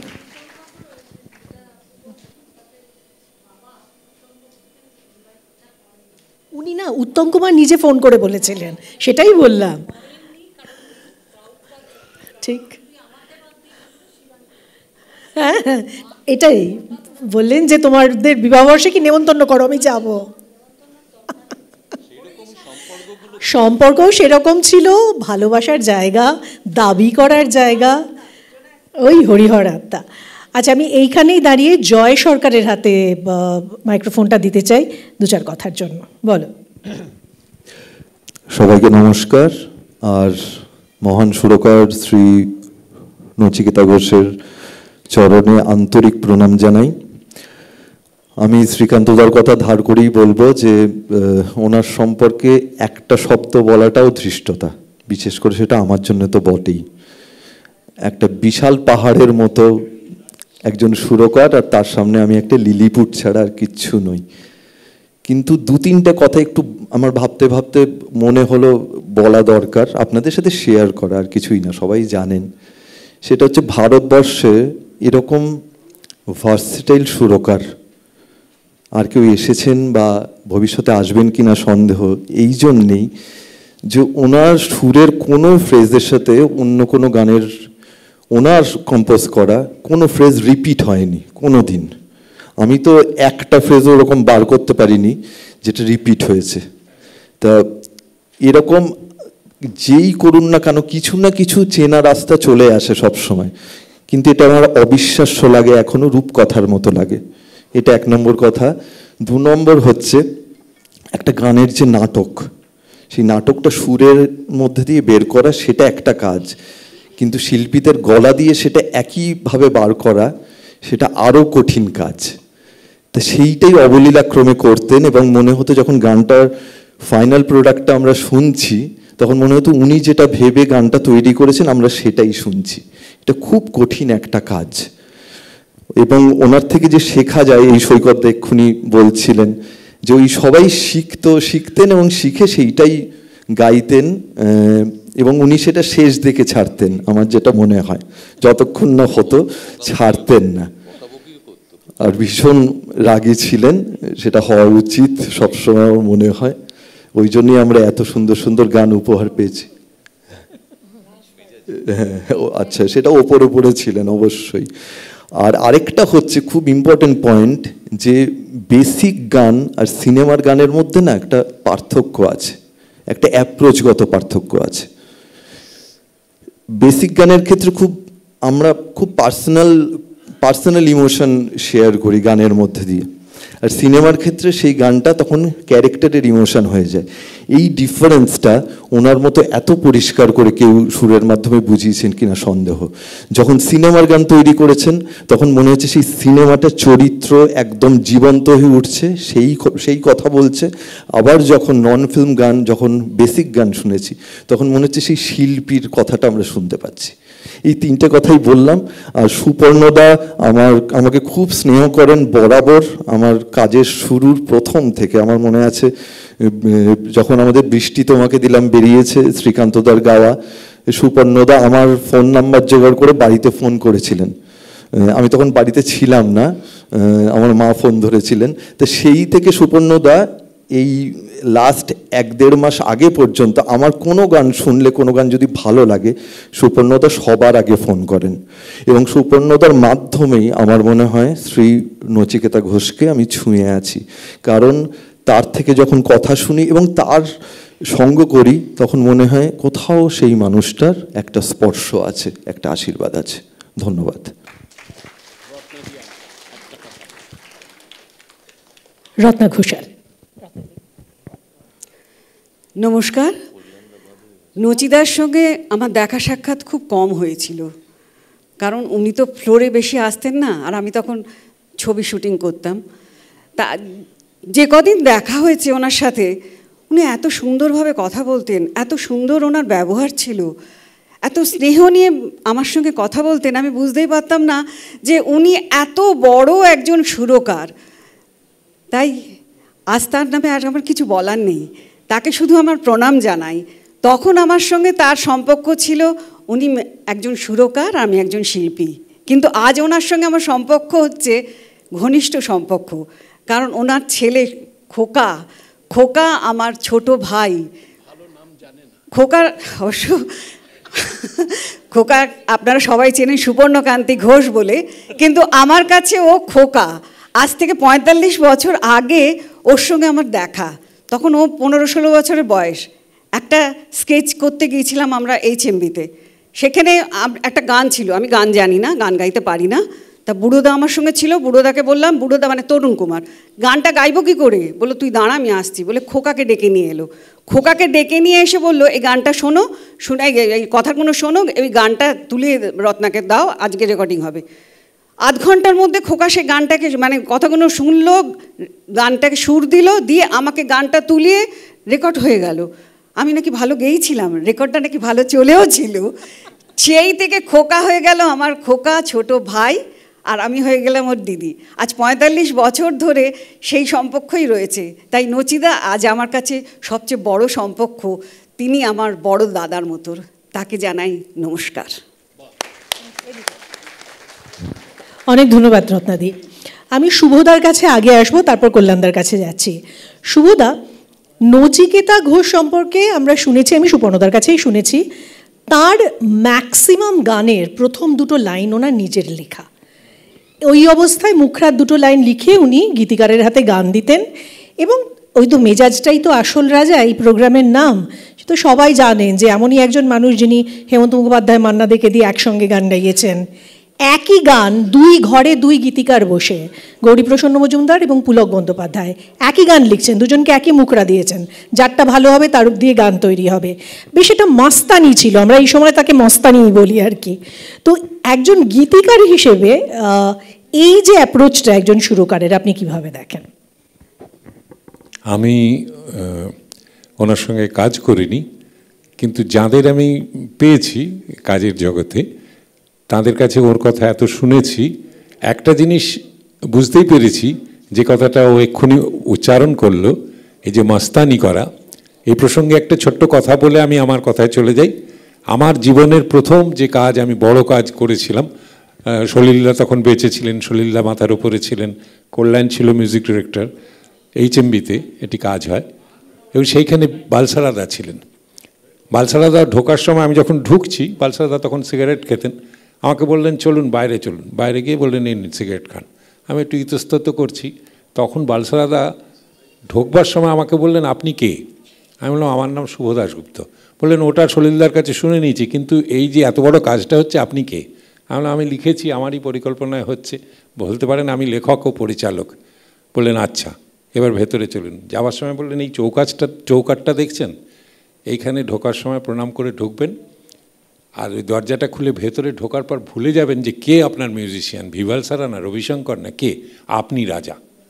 এই আপনি রাজা, আপনি ফ্লোরে ঢুকেছেন মানে আপনিই সব। এইটা উনি শেখালেন আমাকে 92 সালে, তার বহু বছর আগে নচিকেতা ঘোষ জানতেন। সেই জন্য 2 গীতিকারের মধ্যে উনি যে লড়াইয়ের কথা হচ্ছে, এটা আমরা পড়েওছি ওনার বিভিন্ন সাক্ষাৎকারে বিভিন্ন জনের, যে একটা প্রতিদ্বন্দ্বিতার আবহ তৈরি করলে দুজনেই গুণী মানুষ, পুলকদা এবং গৌরীপ্রসন্ন, তাঁরা তাদের বেস্টটা দিতেন। এই বেস্টটা হয়তো 2 গান হতো, এবং সেই দুটো গান দুজন শিল্পীর কণ্ঠে নচিকেতা ঘোষের অনবদ্য নির্মাণ কৌশলে চিরস্থায়ী হয়ে গেছে। তো আজকে আমার একটা ছোট্ট নিবেদন আছে, যেহেতু আমি গীতিকার এবং কবি দুটোই, আর আমার কবিতাই বেশি লোকে বলে, গানও আপনারা জানেন 1000 গান তো হয়েইছে। তো নচিকেতা ঘোষের গান শুনে শুনে তো সেই অনুরোধের আসরের যুগ থেকে বড় হয়েছি। তো তার প্রতি শ্রদ্ধা জানানোর আমার তো আর কোনো যোগ্যতা নেই, আমি গান গাইতে পারবো না, কিন্তু তাঁরই গানের লাইন দিয়ে একটি ছোট্ট কবিতা লিখেছি, যেটি আজকের এই সন্ধ্যায় আপনাদের পড়ে শোনাচ্ছি।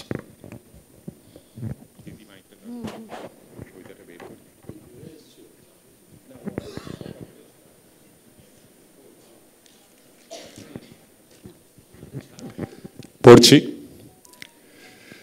নক্ষত্রেরা সংখ্যায় কম, ঔজ্জ্বল্য আর দীপ্যমানতায় চিরকাঙ্ক্ষিত, যেমন ছিলেন যেমন আজও আছেন শিল্পী নচিকেতা ঘোষ। অশোকের ছায়ে মাঠের প্রান্তে দূরে রাখালি বাঁশির বেজে বেজে ওঠা সুরে, তোমাকে যে আজও খুঁজে চলে মন, খুঁজে চলে দিনলিপি। তুমি যে আমার আর আমাদের ফেলে আসা শত সকাল দুপুর গানে ভরা স্বরলিপি।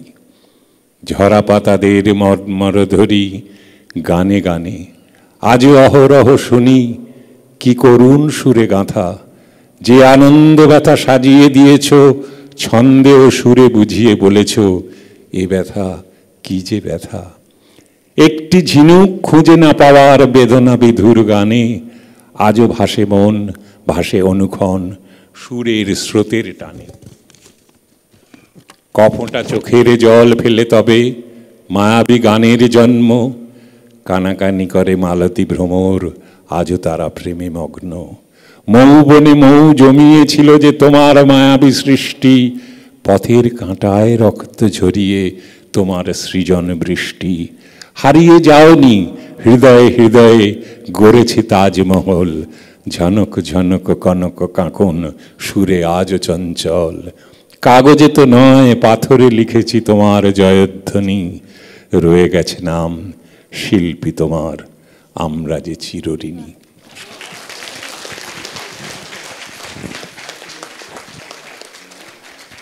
আমি সৌম্যদার অন্তরার কাছে পরে যাব, কল্যাণদার কাছে যাওয়ার আগে জয়তীকে বলবো দু কথা বলার জন্য। দেখো তুমি দেরি করে এসছো, কিন্তু আমি তোমাকে আগে বলার সুযোগ দিলাম। খাইও। সকলকে নমস্কার। আমি যে এখানে কেন বসে আছি আমি এটাই বুঝতে পারছি না এখনো। মানে একটাই আমার পরম সৌভাগ্য 2025 সালে একদম বছরের শুরুতে যে আমি এতজন গুণী মানুষের সঙ্গে মঞ্চে বসার সুযোগ পেয়েছি, এবং সুপর্ণকান্তি ঘোষ, সুপর্ণদা আমাদের পরম শ্রদ্ধার, তিনি আমাকে এই সুযোগটা করে দিয়েছেন। কিন্তু কারণটা খুবই মানে আমি জানি না, আমার মানে এখানে আমার ভূমিকা অত্যন্ত নগণ্য, কিছুই নয়, মানে শূন্য বলা চলে। আসলে একটা সৌভাগ্য জীবনে অর্জন করেছি গান গাইবার সুবাদে। একটি গান যেটি সবাইকে বললে সবাই বেশ একটু আঁতকেই ওঠেন, নচিকেতা ঘোষের কথা এবং সুরে একটি গান আমার গাইবার সৌভাগ্য হয়েছে। তারা ভাবেন কিভাবে, তো বিষয়টা এটাই যে শেষ মানে লাস্ট যে অ্যালবামটা ওনার সুরে এবং ওনার কিছু কিছু গান ওনার কথায় রিলিজ করেছিল, সেখানে একটি গান আমাকে একদিন সুপর্ণদা ডাকেন বাড়িতে এবং বলেন যে তোমার জন্য একটি গান ভেবেছি, বাবার লেখা, বাবার সুর করা, এবং সর্বোপরি বাবা এই গানটি আশ্রমে গাইতেন। এটা একটা ভয়ঙ্কর ঘটনা আমার জন্য, এবং সেই গানটি ফাইনালি আমাকে শেখানো হয় এবং আমি সুপর্ণদার নিখুঁত তত্ত্বাবধানে চেষ্টা করেছিলাম গাইতে, এবং সেই গানটি আমার জীবনের একটা সম্বল, একটা পুঁজি হয়ে আছে। এটা আমার সঙ্গীত জীবনের, খুব ক্ষুদ্র সঙ্গীত জীবনের একটা পরম পাওয়া। হয়তো সেই জন্যই আপনাদের সামনে দু চার কথা বলার সুযোগ পেলাম, এইটা জানাতে পারলাম। আমি আর কিছু আমার সত্যি বলার নেই, কারণ আমি ওনার সম্পর্কে একটি কথাও বলার যোগ্যতা রাখি না। যেখানে শ্রীকান্তদা, জয়দা এনারা এই কথা বলছেন, সেখানে আমার তো কোনো প্রশ্নই ওঠে না। আমি বিভিন্ন গল্পের মাধ্যমে, ঘটনার মাধ্যমে, গুরুজনদের থেকে শুধু তার সম্পর্কে বহু কথা জেনেছি, জেনে চলেছি এবং শিখে চলেছি, মুগ্ধ হয়ে চলেছি, এটুকুই বলতে পারি। ধন্যবাদ। জয়তী যে অ্যালবামটির কথা বললো, সেই অ্যালবামটার নাম গুরু কৃপা হি কেবলম। আমরাও ওটার কথা শুনছিলাম সেদিনকে সুবর্ণদার বাড়িতে। এবারে কল্যাণ সেন বরাট। কল্যাণদা। নমস্কার। আসলে কোনোভাবে এই অ্যালবামটার সঙ্গে আমি জড়িয়ে পড়েছিলাম। খোকা হঠাৎ বললো যেরকম বাবার লেখা সুর করা গান রয়েছে, ভক্তিমূলক গান, তা আমি যে কদিন রেকর্ডিং হয়েছিল আমার স্টুডিওতে হয়েছিল এবং আমি জড়িয়েছিলাম ওটার সঙ্গে এবং অবাক হয়ে গিয়েছিলাম যে গীতিকার নচিকেতা ঘোষ, তার কোনো উন্মেষ মানে কেউ জানেনি না নামটা, কিন্তু কী ভালো যে লেখাগুলো এবং সুর, এবং ওরাও আপ্রাণ শ্রীকান্তও গিয়েছিল, ওরা সবাই গিয়েছিল। আমার খালি একটা বড্ড খারাপ লাগে, এত অল্প বয়সে কেন চলে গেলেন, বড্ড কম বয়সে চলে গেলেন। আর অন্তত যদি 10টা বছর বাঁচতেন আমরা অনেক কিছু পেতাম। ওইটা যাওয়ার বয়স হলো। আমার মতো লোককে কেন অকারণে 74 বছর বাঁচিয়ে রাখা, কোনো প্রয়োজন নেই। না না, এটা ঘটনা। আর এই লোকটাকে 51 বছরে তুলে নিয়ে চলে গেলেন। কত কি দেওয়ার ছিল আমাদের, কত কি পাওয়ার ছিল। সলিলদাকে ভীষণ কাছ থেকে পেয়েছি, সুধীনদাকে পেয়েছি, নচিদাকে পাইনি, দেখেছি, কারণ আমার জামাইবাবু ছিলেন ধনঞ্জয় ভট্টাচার্য, সেই সুবাদে দেখার সৌভাগ্য হয়েছে। বাবার সঙ্গে ওনার একটা হৃদ্যতা ছিল নচিবাবুর। আসলে যে কথাটা জয় না ভীষণ ভালো আজ বলল আমাদের সকলের হয়ে, বিশেষ করে আমরা যারা সুর নিয়ে চেষ্টা করি কিছু করার, খেলা করার চেষ্টা করি, তাদের সকলের হয়ে কতগুলো বড্ড ভালো কথা বলল। যে কোনো রিপিটেশন নেই, এটা একটা অদ্ভুত ব্যাপার, এবং এত আনপ্রেডিক্টেবল। বিশেষ করে সঞ্চারী যেগুলো করতেন, সঞ্চারীগুলো কোনো কথা হবে না, মানে ভাবনার বাইরে যখন থেকে সঞ্চারীটা হতে পারে, এইটাই কিন্তু শেখার আমার মনে হয়। এখন তো আমরা মোটামুটি একটা আন্দোলন করে সঞ্চারীটা তুলেই দিয়েছি। হ্যাঁ, তুলেই দিয়েছি, কারণ ওটা করতে খাটতে হয়। তো মুগড়াটা তৈরি হলে অন্তরটা আমাদের চলে আসে অটোমেটিক্যালি, তো সঞ্চারীটা করতে গেলে আলাদা করে খাটতে হয়।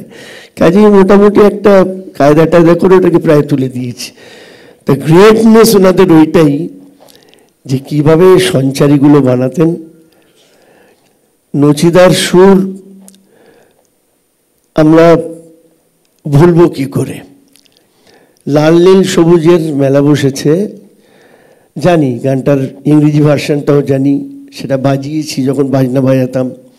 পরে অন্তরায় যখন চলে এলেন একদম আলাদা, অন্য গান একটা পুরো, কিন্তু কীভাবে সে মিলে গেল অসাধারণ, ভাবা যায় না। খোকা খোকা দু একটা গান যে তৈরি করেছে, আমি খোকাকে মাঝে মাঝে বলি, ও মাঝে মাঝে খুব আফসোস করে কিছু। আলাম দেখো তুমি যে 2-3টে গান তৈরি করেছো না, একটা কফি হাউসের গান তৈরি করলে না আমি আর সুর করতাম না, আমার আর দরকার ছিল না করার, ওইটাই যথেষ্ট। আর ওর আবার কতগুলো অদ্ভুত অদ্ভুত কথা আছে, ওকে তো আপনারা চেনেন সবাই। এই বাবাটা আমাকে তার যতগুলো রোগ সব দিয়ে গেল, গুণটা কিছু দিল না। কে বলেছে দেয়নি? নাহলে এরকম সুর করা যায়? এবং আমরাও যে কাজ করছি এইসব মানুষের আশীর্বাদেই করছি। নচিতা বেঁচে থাকবেন, এই উদ্যোগটার প্রশংসা করতেই হয়। আসলে আমি একদিন সৈকতকেও বলছিলাম যে ছেলে মেয়েরা যদি উদ্যোগ না নেয় না, কোনো শিল্পীকে কিন্তু বাঁচিয়ে রাখা খুব মুশকিল হয়। যেটা ইদানিং পিঙ্কি মানে আমাদের অন্তরা নিয়েছে, সঙ্গে আমরা আছি ঠিক আছে, কিন্তু উদ্যোগটা বাড়ির মানুষকে নিতে হয়। যার জন্য 2 মেয়েকে আর ছেলেকে আমার অনেক অনেক অনেক কর্নিশ জানাচ্ছি যে ওরা এইভাবে ওদের বাবাকে বাঁচিয়ে রাখছেন না, এমন একজনকে মানুষকে বাঁচিয়ে রাখছেন যাকে বাঁচিয়ে রাখা দরকার। হ্যাঁ, আমাদের আসল শেকড়ের সংস্কৃতিটাকে বাঁচিয়ে রাখছেন, একদম পরিষ্কার কথা। আর একটা হলো, জীবনে কোনোদিন ভুলতে পারবো না ঠাকুমার ঝুলি। অনেক ছোটদের নিয়ে আমি অনেক কাজ করি, এখন প্রত্যেক দিন করি, কিন্তু ঠাকুমার ঝুলির ওই গান কোনোদিন ভুলতে পারবো না, অসাধারণ। আর কথা বাড়াচ্ছি না, তাহলে এবার পিঠে কিলচড় পড়বে, কিন্তু এইটুকু না বলে পারলাম না। সকলে ভালো থাকবেন, সুরে সুরে থাকবেন, আর এইসব মানুষকে মনে রাখবেন অবশ্যই। আমি ওপারে আসছি অন্তরা এবং সৌম্যদার কাছে। তার আগে নিজে যখন সময় পেয়েছিল কিছু মনে করতে পারেনি, কী সব আজে বাজে বলে থেমে গেল, এখন মনে পড়েছে। ফলে শ্রীকান্ত দা একটু মিনিট খানেকের জন্য ফোনটা একবার নেবে। আসলে একটা ঘটনার কথা মনে পড়লো, সেটা সকলের সঙ্গে শেয়ার করার লোভ সামলাতে পারছি না। 2006 বা 2007 হবে সুপর্ণদা, তাই না? হ্যাঁ, সুপর্ণদারা ছবিতে কাজ করেছিলেন, ছবির নাম ছিল আরোহণ। হ্যাঁ, পিনাকিদার ছবি ছিল। পিনাকিদা 2 বছর হলো প্রয়াত হয়েছেন। তো একটা ফোন এলো, যোগাযোগ করলেন, বললেন যে একটু বাড়িতে এসো, একটা ছবির গানের কথা আছে। তো আমি গেলাম। তো গিয়ে প্রথমে চাটা খাওয়ার পরে সুপর্ণদা বললেন, শোনো, কাজটা একটু ডিফিকাল্ট ইন দ্য সেন্স যে এই যে কাঁতব কান্তা কাস্তে পুত্রাহা, যেটা একেবারে হেমন্তবাবুর গলায় মানে ইমর্টাল হয়ে আছে, এইটাই এই ছবিতে ব্যবহার করতে হবে। আমি একটা এর অন্য সুর করেছি, ওই সুরটাকে মাথা থেকে সরানো খুব কঠিন, কিন্তু আমি একটা নতুন সুর করেছি, এই সুরটা তোমাকে গাইতে হবে। ঠিক আছে। তো সেই সুরটা সুপর্ণদা শোনালেন, এবং শোনালেন, আমি লিখলাম, একটু ওপরের নোটেশনটা একটু লিখলাম, তারপরে এক রাউন্ড চা কফি খাওয়া হলো, এদিক ওদিক একটু গাজানো সাজানো সব কিছু হলো। সেটা একটা অন্য একটা সুর, একটা সম্পূর্ণ অন্য সুর। মানে সেটা তো কিরম ছিল, একটা যাই হোক, কাতব কান্তা কাস্তে পুত্রা, এরম একটা কিছু আপনি ধরে নিন। হ্যাঁ, এবার একটা ব্রেক হলো, আমরা অনেকক্ষণ কথা বললাম, ওনার বাবাকে নিয়েই কথা হলো। দিয়ে প্রায় আধ ঘন্টা পরে সুবর্ণদা বলল, তাহলে চলো গানটা আরেকবার দেখে নিই। বলে গলা খাঁকড়ি দিয়ে সুব্রত কর্ডটা দিলেন, ই বা এফ একটা ধরলেন, ধরে কাতব কান্তা কাস্তে,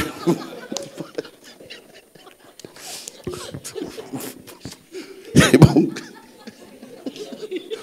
বলে তারপরে নিজেই হায় হায় করে এত কথার মধ্যেও প্রমাণ করলো যে আমি ধারে কাছেই সুর করতে পারি না, এবং আমি খুশি তাতে।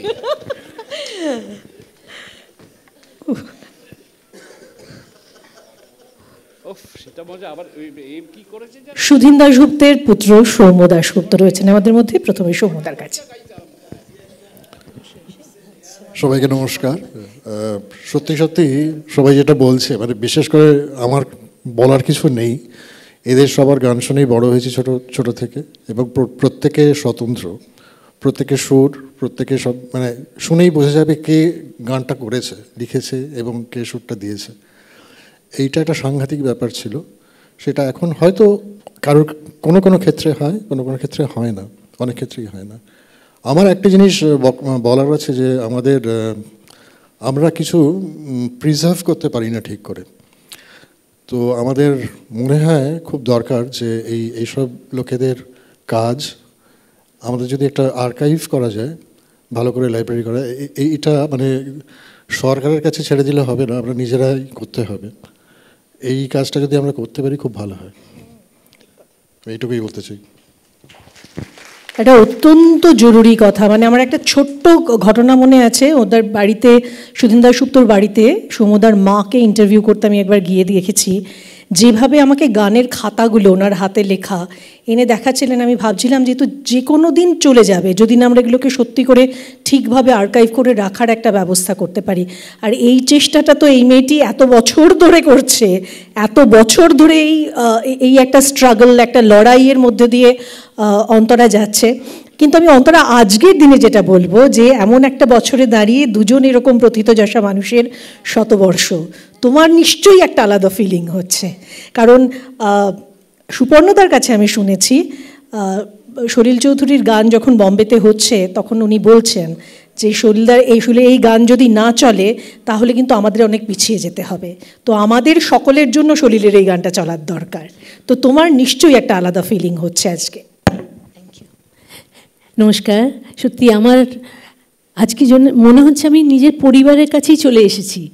আমিও যেন আমার ছোটোবেলায় ফিরে গেছি। আর আমার বাবা ভীষণ ভীষণ স্নেহ করতেন নচিকাকে, ওনাকে আমার সশ্রদ্ধ প্রণাম জানাই। আর যেটা কল্যাণদাও বলছিলেন যে আমাদের যা পরের প্রজন্ম, আমরা ছেলেমেয়েরা যদি বাবা মার এদের কাজটা বাঁচিয়ে না রাখতে পারি, এগুলো কিন্তু হারিয়ে যাবে। কারণ আমাদের দেশে কেউ কিছু করে না, কেউ কিচ্ছু প্রিজার্ভ করে না, যেটা সৌম্যদাও বলছেন। আমাদের নিজেদের উদ্যোগ নিতে হবে। আমি 2002 থেকে লড়াই করে যাচ্ছি, বাবার একটা ট্রাস্ট ফর্ম করেছি। আর এখন কল্যাণদা, শ্রীকান্ত সবাই মিলে আমরা একটা ফাউন্ডেশন তৈরি করেছি বাবার সেন্টিনারিটা করার জন্যে, সেলিব্রেট করার জন্যে। তো এটা সত্যি একটা লং স্ট্রাগল, কিন্তু এটা আমাদের করতেই হবে। কারণ এনাদের প্রত্যেকটা গান এক একটা লেসেন।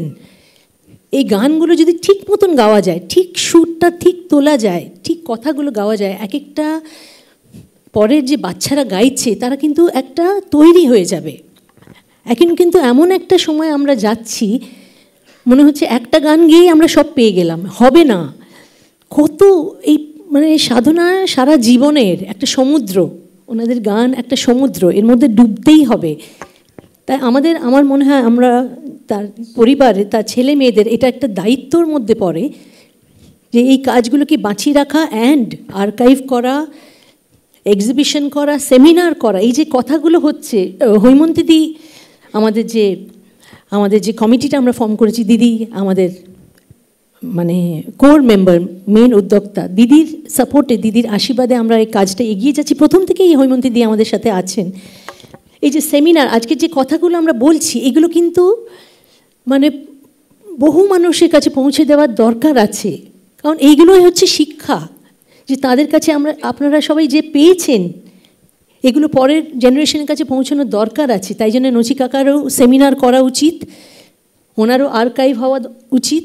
আমরাও বাবার একটা এক্সিবিশন করছি এপ্রিল মাসে।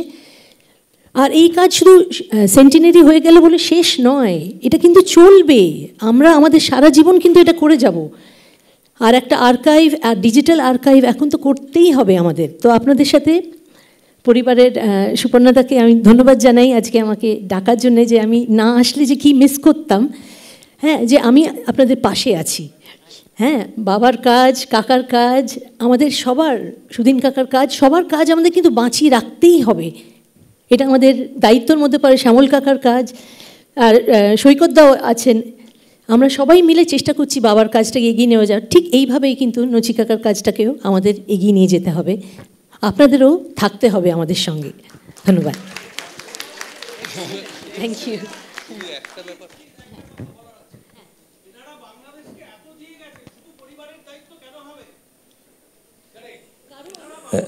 না, শুরুটা পরিবারের থেকে হবে, সেটাই বলা হচ্ছে। পরিবার থেকে শুরু হবে, কিন্তু দায়িত্ব তো ওদের নিতে হবে। যদি না নেয় কি করব? কিছু করার নেই আমাদের। না, ঠিক আছে, সবই এখন তো আমরা তো দেখবো। তো শুধু একটাই, যে তুমি এগিয়ে চলো, সবাইকে, যেমন অন্তরা বললো যে শরীর যেটা করা হচ্ছে, নচিকাউর করা হোক, তোমাকে ঝেলতে হবে, সেটাই বলার জন্য আমি মাইক্রোফোনটা নিলাম।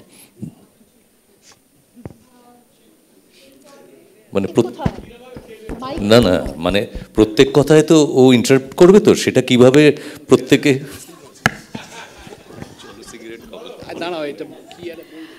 আচ্ছা, এই পর্বে আমাদের মোটামুটি বক্তব্য শেষ। এই পর্বটা আমরা শেষ করব সুপর্ণকান্তি ঘোষের একটা ছোট বক্তব্য দিয়ে। সুপর্ণদা একটু আসুন, সামনে আসুন, একটু বলুন।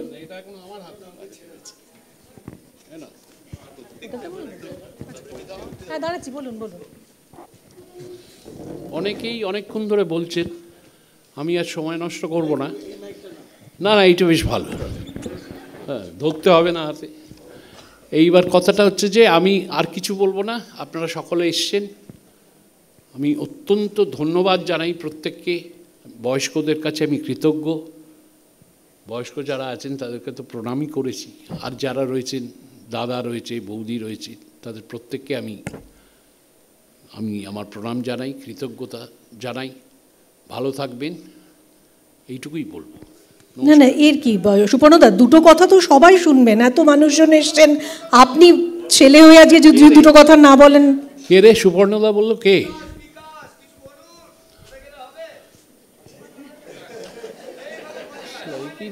এটা তো খুব স্বাভাবিক কথা, ওরা তো চাইবেন, তো লোকজন এসছেন। আমাকে থামিয়ে দিও তুমি।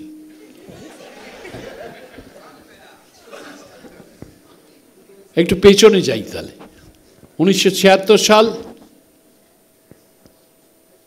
3রা সেপ্টেম্বর।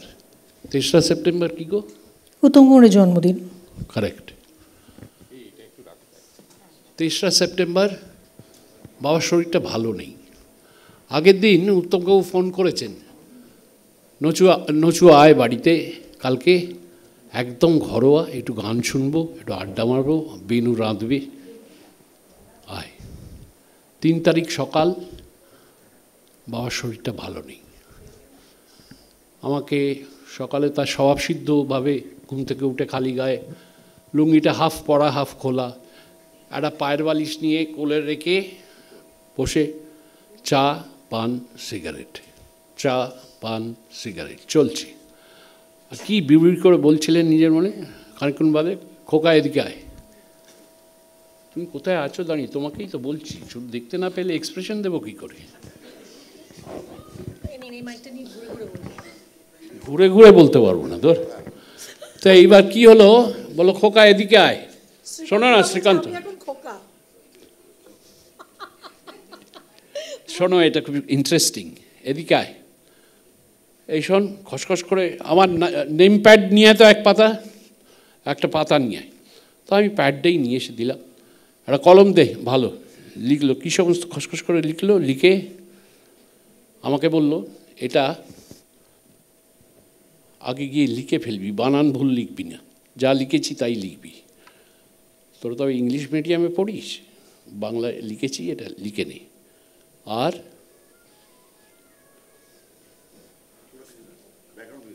ও আচ্ছা, তো এটা লিখে নে, এটা একটা খামে ভর, আর গ্লোব নার্সারিতে পাঠিয়ে দে। গ্লোব নার্সারি হচ্ছে নিউ মার্কেট, একটা ফুলের দোকান। আমি ফোন করব, ওখান থেকে একটা ফুলের বোকে আর এই খামটা ময়রা স্ট্রিটে যাবে। তা আমি গিয়ে খুলে লিখে নিয়েছিলাম, যেটা লিখেছিলাম সেটাই বলবো আজকে। খুব ছোট্ট 6 লাইন। আরও ইচ্ছে করছে শুভদা রয়েছেন বলে। কোথায় শুভদা? চলে গেছেন নাকি? আচ্ছা,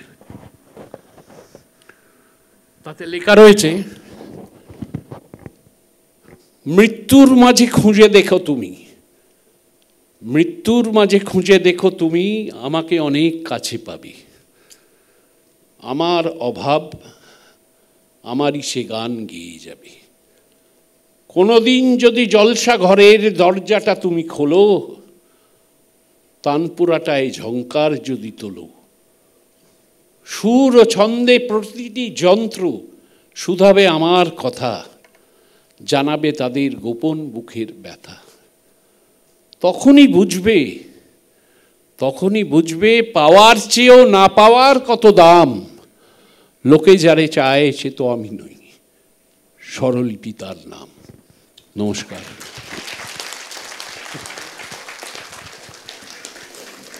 আসলে এরা সবাই রবীন্দ্রনাথের উত্তরাধিকার। তো রবীন্দ্রনাথই বলেছিলেন যে সময়ের মূল্য আছে, সবাই বলে সময়ের মূল্য আছে, কেউ বলে না অমূল্য। তো এই অমূল্য জিনিসগুলোই আমরা আমাদের জীবন থেকে যে জীবনে মূল্য দিয়ে গণবার চেষ্টা করি। সবাইকে অনেক অনেক ধন্যবাদ। সেই গান কিভাবে রেকর্ডিং হয়েছে, কারা মিউজিশিয়ান ছিলেন, রেকর্ডিস্টদের কি বক্তব্য, কারণ একটু আগেই জয় সরকার বলছিলেন যে বেসিক গানের সঙ্গে ছায়াছবির গানের একটা বড় তফাৎ থাকে। ছায়াছবির গান অনেকটা ফরমায়েশি গান, ফিল্মের প্রয়োজনে, তার চরিত্রের প্রয়োজনে সেই গানের নির্মাণ হয়। কিন্তু বেসিক গানে স্রষ্টারা, গীতিকার, সুরকার, অ্যারেঞ্জার, তারা নিজেদের ভেতরটাকে অনেক বেশি প্রস্ফুটিত করতে পারেন, ঢেলে দিতে পারেন যে গানে যা বলতে চান। তো সেই তফাৎগুলো কিভাবে হতো তার একটা উজ্জ্বল উদাহরণ একটু পরেই আমাদের সামনে আমরা স্ক্রিনে দেখতে পাবো। মেজাজটাই তো আসল রাজা। ডকুমেন্টারি আমরা শুরু করব। এই ডকুমেন্টারি নিয়ে সব থেকে বেশি যিনি লড়াই করেছেন তিনি এই কাজের পরিচালকও। তিনি নচিকেতা ঘোষের বড় জামাই হরপ্রসাদ মণ্ডল।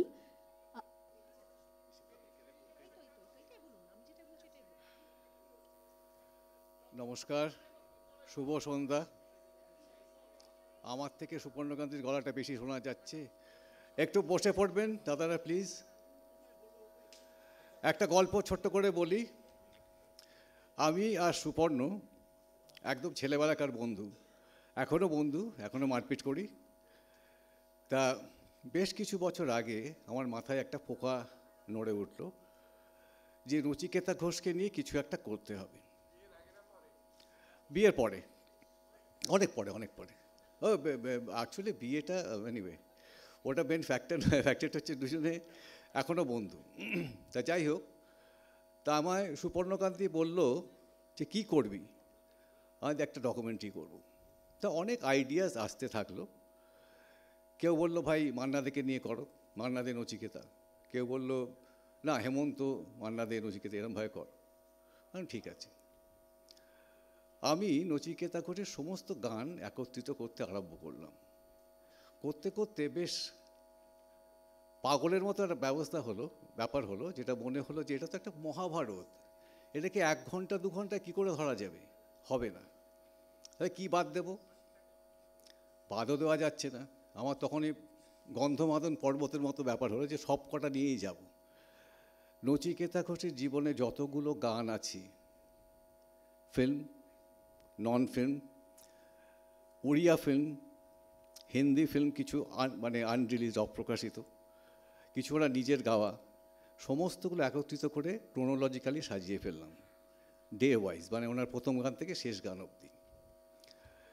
এবার ভাবলাম যে আমি একা লিখে তো আর কিছু হবে না, দরকার যাদের যাদের দরকার। তা ইন্টারভিউ নেওয়া শুরু করলাম।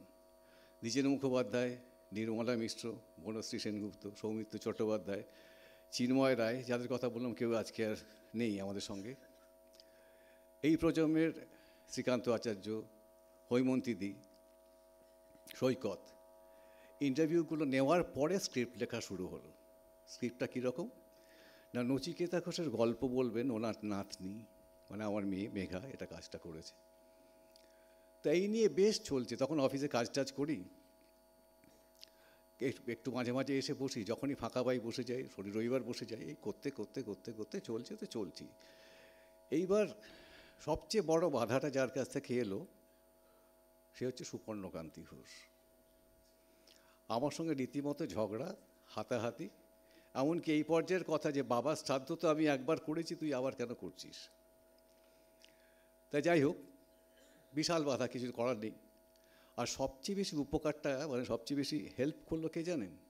আবার সুপর্ণকান্তি ঘোষ। বাইপোলার, একদিকে যেমনি বাধা দিচ্ছে, অন্যদিকে কীভাবে হেল্প করলো আপনাকে বলছি। সমস্ত তথ্য নচিকেতা ঘোষের তোর কাছে থাকে, আমি জানি কোথায় থাকে, কিন্তু ওর কাছেই থাকে। তো শ্রাবণীকে বলে, শোন তোর বর তো কী একটা করছে, এইখানে রেকর্ডগুলো আছে, নিয়ে নিতে বলিস, ঠিক করে যেন রেখে দেয়। আচ্ছা, অমুক জায়গায় বাবার ছবিগুলো আছে, নিতে বলিস, ঠিক করে যেন রেখে দেয়। তো এই করে ওনার সমস্ত ছবি টবি জোগাড় হলো। এরপর ইন্টারভিউয়ের পালা যখন এলো, ও কাউকে ফোন করে বলবে না। রঞ্জিত মল্লিক আমি বললাম, আমি বললাম। এবার যেদিন ইন্টারভিউ নিতে যাব, সেদিন দেখি ও সকালে আমার আগে রেডি হয়ে বসে আছে। কী রে, কোথাও যাচ্ছিস? কোথাও আবার যাবো, তোর সঙ্গে যাচ্ছি। তুই কি ইন্টারভিউর সঙ্গে যাবি? হ্যাঁ, তুই বাবার সম্বন্ধে কী জানিস, কী জিজ্ঞেস করবি? প্রতিটা ইন্টারভিউতেও আমার সঙ্গে গেছি, এবং আমি যদি 20 পেতাম, ও সেখানে 100 নিয়ে এসছি। খুব স্বাভাবিক, কেন ও বাবার সঙ্গে ওই ইকুয়েশনটা জানে। আপনি একটা উদাহরণ দিই, ক্যামেরা চলছে, আরতি মুখার্জি আর সুপর্ণকান্তি বসে আড্ডা মারছে নচিকেতা ঘোষের ওপর। বিভিন্ন কথা, বিভিন্ন গান চলছে তো চলছে। ক্যামেরার ব্যাটারি শেষ হয়ে গেল, ব্যাটারি পাল্টানো হলো। আমি লাস্ট অবধি দেখলাম 2.5 ঘন্টার একটা ফুটেজ পেয়েছি। যে ফুটেজটা ওইভাবে আমি ইউটিউবে দিয়ে দিই, ওটাই অনেকটা মানে একটা বেস্ট সেলার হয়ে যাবে। এইভাবে আমাকে হেল্প করেছে এই ব্যাপারটাতে। তো আজকে যেটা তৈরি হয়েছে সেটা হচ্ছে 22টা এপিসোডে নচিকেতা ঘোষ নাতনি ঊর্জা বা মেঘা তার দাদুর কথা বলছি। কোনো রকমের টেকনিক্যাল ব্যাপার নয়, ও সিম্পলি ওর দাদুর জন্ম থেকে মৃত্যু অবধি ঘটনাগুলো বলে যাচ্ছে, তার সঙ্গে বিভিন্ন লোকের ইন্টারভিউ আসছে। এই করে 22টা এপিসোড যখন তৈরি হলো তখন সুপর্ণ বলে, এবার দেখলি তো এটা কাকে দিবি? কেউ দেখবে না, কেউ নেবে না। ঠিক আছে, দেখা যাবে। তা 22টা এপিসোড এই বছরে রিলিজ করতে চলেছে হইচই বা কোনো ওটিটিতে আমরা পাবো হয়তো, আশা করছি। এইবার এসে গেল আপনার পরের পার্টটা। এই তো চলছে। আমি চাকরি থেকে রিটায়ার করলাম, তখন আমার কাছে ওইগুলো সব হয়ে আছে, কিন্তু বাকি পার্টটা হয়নি। মানে মেঘা যে পার্টটা বলবে সেটা হয়নি। তার আগে একটা কথা বলি, এই এপিসোডগুলো যখন চলছে তখন অনেক ছবি আছে শ্রাবণীর কাছে। শ্রাবণী, যারা জানেন শ্রাবণীকে, বিশেষ করে বোন জানবে, ও গলার থেকে সোনার চেন দিয়ে দেবে কেউ যদি চায়, কিন্তু একটা ছবি বার করে দেবে না। ছবি ওর থেকে কিছুতেই আদায় করতে পারবেন না। ওর থেকে আমি সেই সব ছবি পেয়েছি যেটা নচিকেতা ঘোষ মহাশয়ের বাড়ির ছবি, 202 আপার সার্কুলার রোড। ইন্টারভিউ পেয়েছি যাদের, তাদের বিশাল বিশাল তথ্য আছে। মানে আমার মনে হয় নচিকেতা ঘোষ সম্বন্ধে যা কিছু লোকে জানে বা জানে না সমস্ত ওই এপিসোডগুলোর মধ্যে আছে। সুতরাং আমি শ্রাবণীর কাছেও ঋণী, প্রথম কথা ছবিগুলো দেওয়ার জন্য, আর আমাকে 15-20 বছর ধরে টলারেট করার জন্য। এবার হয়ে গেল থার্ড পার্টে আসি, যে এপিসোডগুলো যখন তৈরি হয়ে গেছে, কিছুতে আর হচ্ছে না, তখন আমার মেয়ে উত্তীর্ণ হলো মেন ভূমিকা। বলে, তুমি অনেক করেছো বাবা, তোমাকে আর কিছু করতে হবে না, আমি পুরোটা ডিজিটালাইজ করি। ও তো MBA কর্পোরেট স্টাইলে সমস্ত এক্সেল ফিট করে সমস্তকে ফেলে দিল এক জায়গায়। শুটিং করা হয়ে গেল ওর পার্টটা, এডিট করলো এক বন্ধু সম্রাট দাশগুপ্ত, খুব ভালো ছেলে, খুব ভালো কাজ করে। সম্রাট সঙ্গে দুটো কথা বলি, আজকে ওরও জন্মদিন। সম্রাট, তুমি আছো কি এখানে? বেরোবে না। Happy birthday. He shares his birthday with Nachiketa Ghosh. আর সেকেন্ডলি, ওর বাবা ছিলেন যিশু দাশগুপ্ত। যারা নাটকের কাজ বা টিভির কাজ টাজ করেন তারা জানবেন যে বিশাল একটা নাম, উনি আমাদের মধ্যে নেই। এইবার পোস্ট প্রোডাকশানে এলাম যখন, তখন পীযূষ এখানে বসে আছে কোথাও, পোস্ট প্রোডাকশানের কাজটা ও করলো। দেখা গেল যে সমস্ত ইন্টারভিউগুলো নেওয়া হয়েছে তার মধ্যে অনেক আওয়াজ এসে গেছে, কেউ খুন্তি নাড়ছে, কেউ দূর থেকে যাচ্ছে, লোকজন যাচ্ছে, তা ওই সাউন্ডের কাজটা ওই ক্লিন করলো। আর একটা হলো দ্বিজেন মুখোপাধ্যায়ের একটা ইন্টারভিউ নিয়েছিলাম, সেই ইন্টারভিউটা ক্র্যাক করে গেল, ক্র্যাশ হয়ে গেল, পাওয়া গেল না।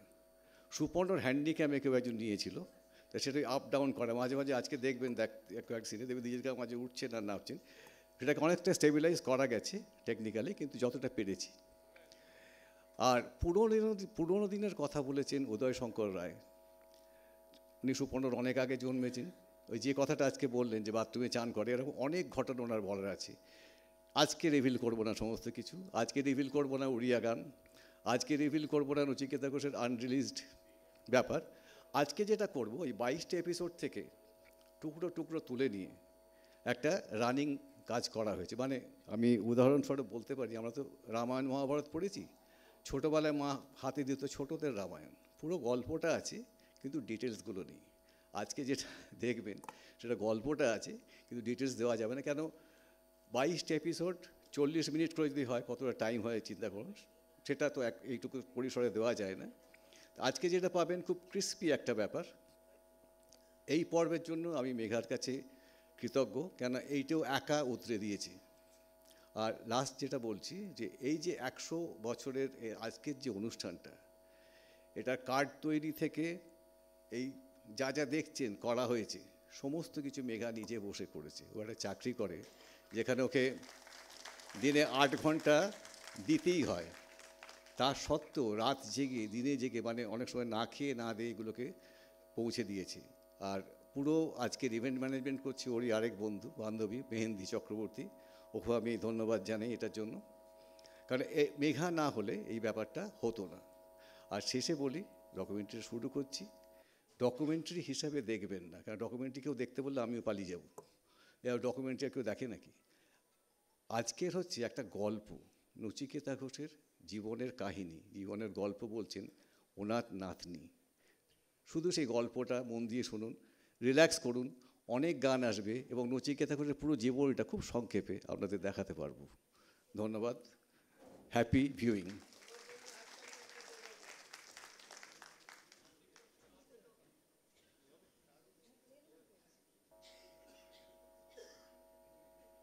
এক তো হচ্ছে এটা বানিয়েছেন শ্রী হরপ্রসাদ মণ্ডল, তাকে একবার মঞ্চে ডাকবো, সুপর্ণকান্তি ঘোষকে একবার মঞ্চে ডাকবো, আর বাবুলদা এসেছেন, একটু দেরি হয়েছে।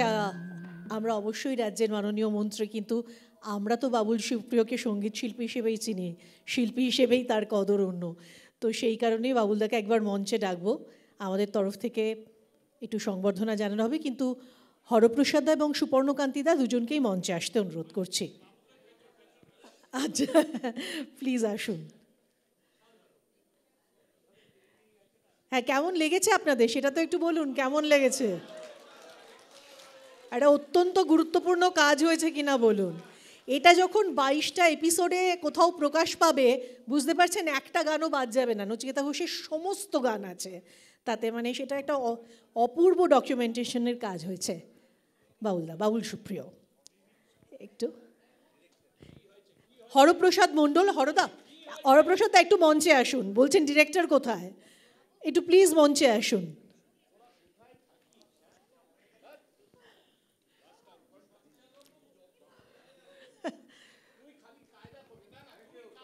আমি ঊর্জাকেও একবার মঞ্চে রাখবো, সঞ্চালকের কত প্রশংসা করছেন দেখো সবাই, এসো নাতনি।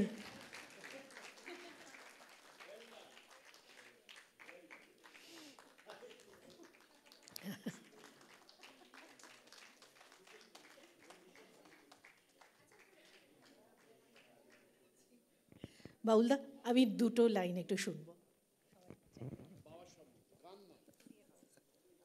দেখুন, কিছু বলার নেই। আই থিঙ্ক যখন গান সমস্ত কথা বলে দেয়, কথার সেখানে শেষ হয়ে যাওয়া উচিত। আর আমার মনে হয় যে এই ওনাকে আমি খুব মন থেকে কংগ্রাচুলেশন জানাবো। অনেক ডকুমেন্টারি আমরা সবাই সারা জীবন দেখেছি বহু মানুষের ওপর, বাট এত সুন্দর করে করা, প্রত্যেকটি গান যখন বাজছে তার সুরকার, গীতিকার, টিমটাকে পুরো দেখানো, রেকর্ডটা ঘুরছে, তার সঙ্গে গানের পেছনে কাহিনী, সঞ্চালনা, সব মিলিয়ে ইট ওয়াজ এ কমপ্লিট ফিল্ম। আমরা ওয়েট করবো যে কখন এর পুরো ভার্সনটা পুরো গান নিয়ে আমরা দিতে। ইট ওয়াজ রিয়েলি মেসমেরাইজিং। আর নচিকেতা ঘোষ সম্বন্ধে আমার বলার কোনো ধৃষ্টতা নেই। সূর্যকে কখনো প্রদীপ দিয়ে দেখানো যায় না, তো সেই জন্য আমার মনে হয় যে আমরা যেটা শুনলাম, যেটা দেখলাম, সেটা মনের মধ্যে রেখে যদি কোয়াইটলি গাড়ি চালিয়ে বাড়ি যেতে পারি, সেটা ভাবতে ভাবতে যে ওই সময়টাতে জন্মালে আরও কত কিছু শিখতে পারতাম, কত কিছু জানতে পারতাম, হয়তো অনেক কিছু বেটার গাইতে পারতাম। এটা যদি ভাবতে ভাবতে পারি যাই, নেভার নো, হয়তো 7 দিন বাদে এর থেকে বেটার গাইতে পারবো। আমার মনে হয় এটা সবার ক্ষেত্রে প্রযোজ্য। নচিকেতা ঘোষকে অনেক শ্রদ্ধা জানিয়ে সুপর্ণদাকে অনেক অনেক ধন্যবাদ জানাবো। একটা দারুণ effort, and you looking handsome today as always. So take this compliment as a compliment. God bless. Thank you. Thank you. এবার যে এতক্ষণ ধরে অনুষ্ঠানটা নিয়ে চললো আমাদের সাথে শর্মিষ্ঠা, আমি ওকে শর্মিষ্ঠা বলেই জানি, অনেক আগে থেকে চিনি তাকে। আমি একটুখানি, আমার অত্যন্ত প্রিয় একজন সঞ্চালক। ও ঠিক সঞ্চালক নয়, she is a presenter, she is a researcher. হ্যাঁ মেঘা, আচ্ছা আগে আমি শর্মিষ্ঠাকে আগে একটু দিই। Thank you so much.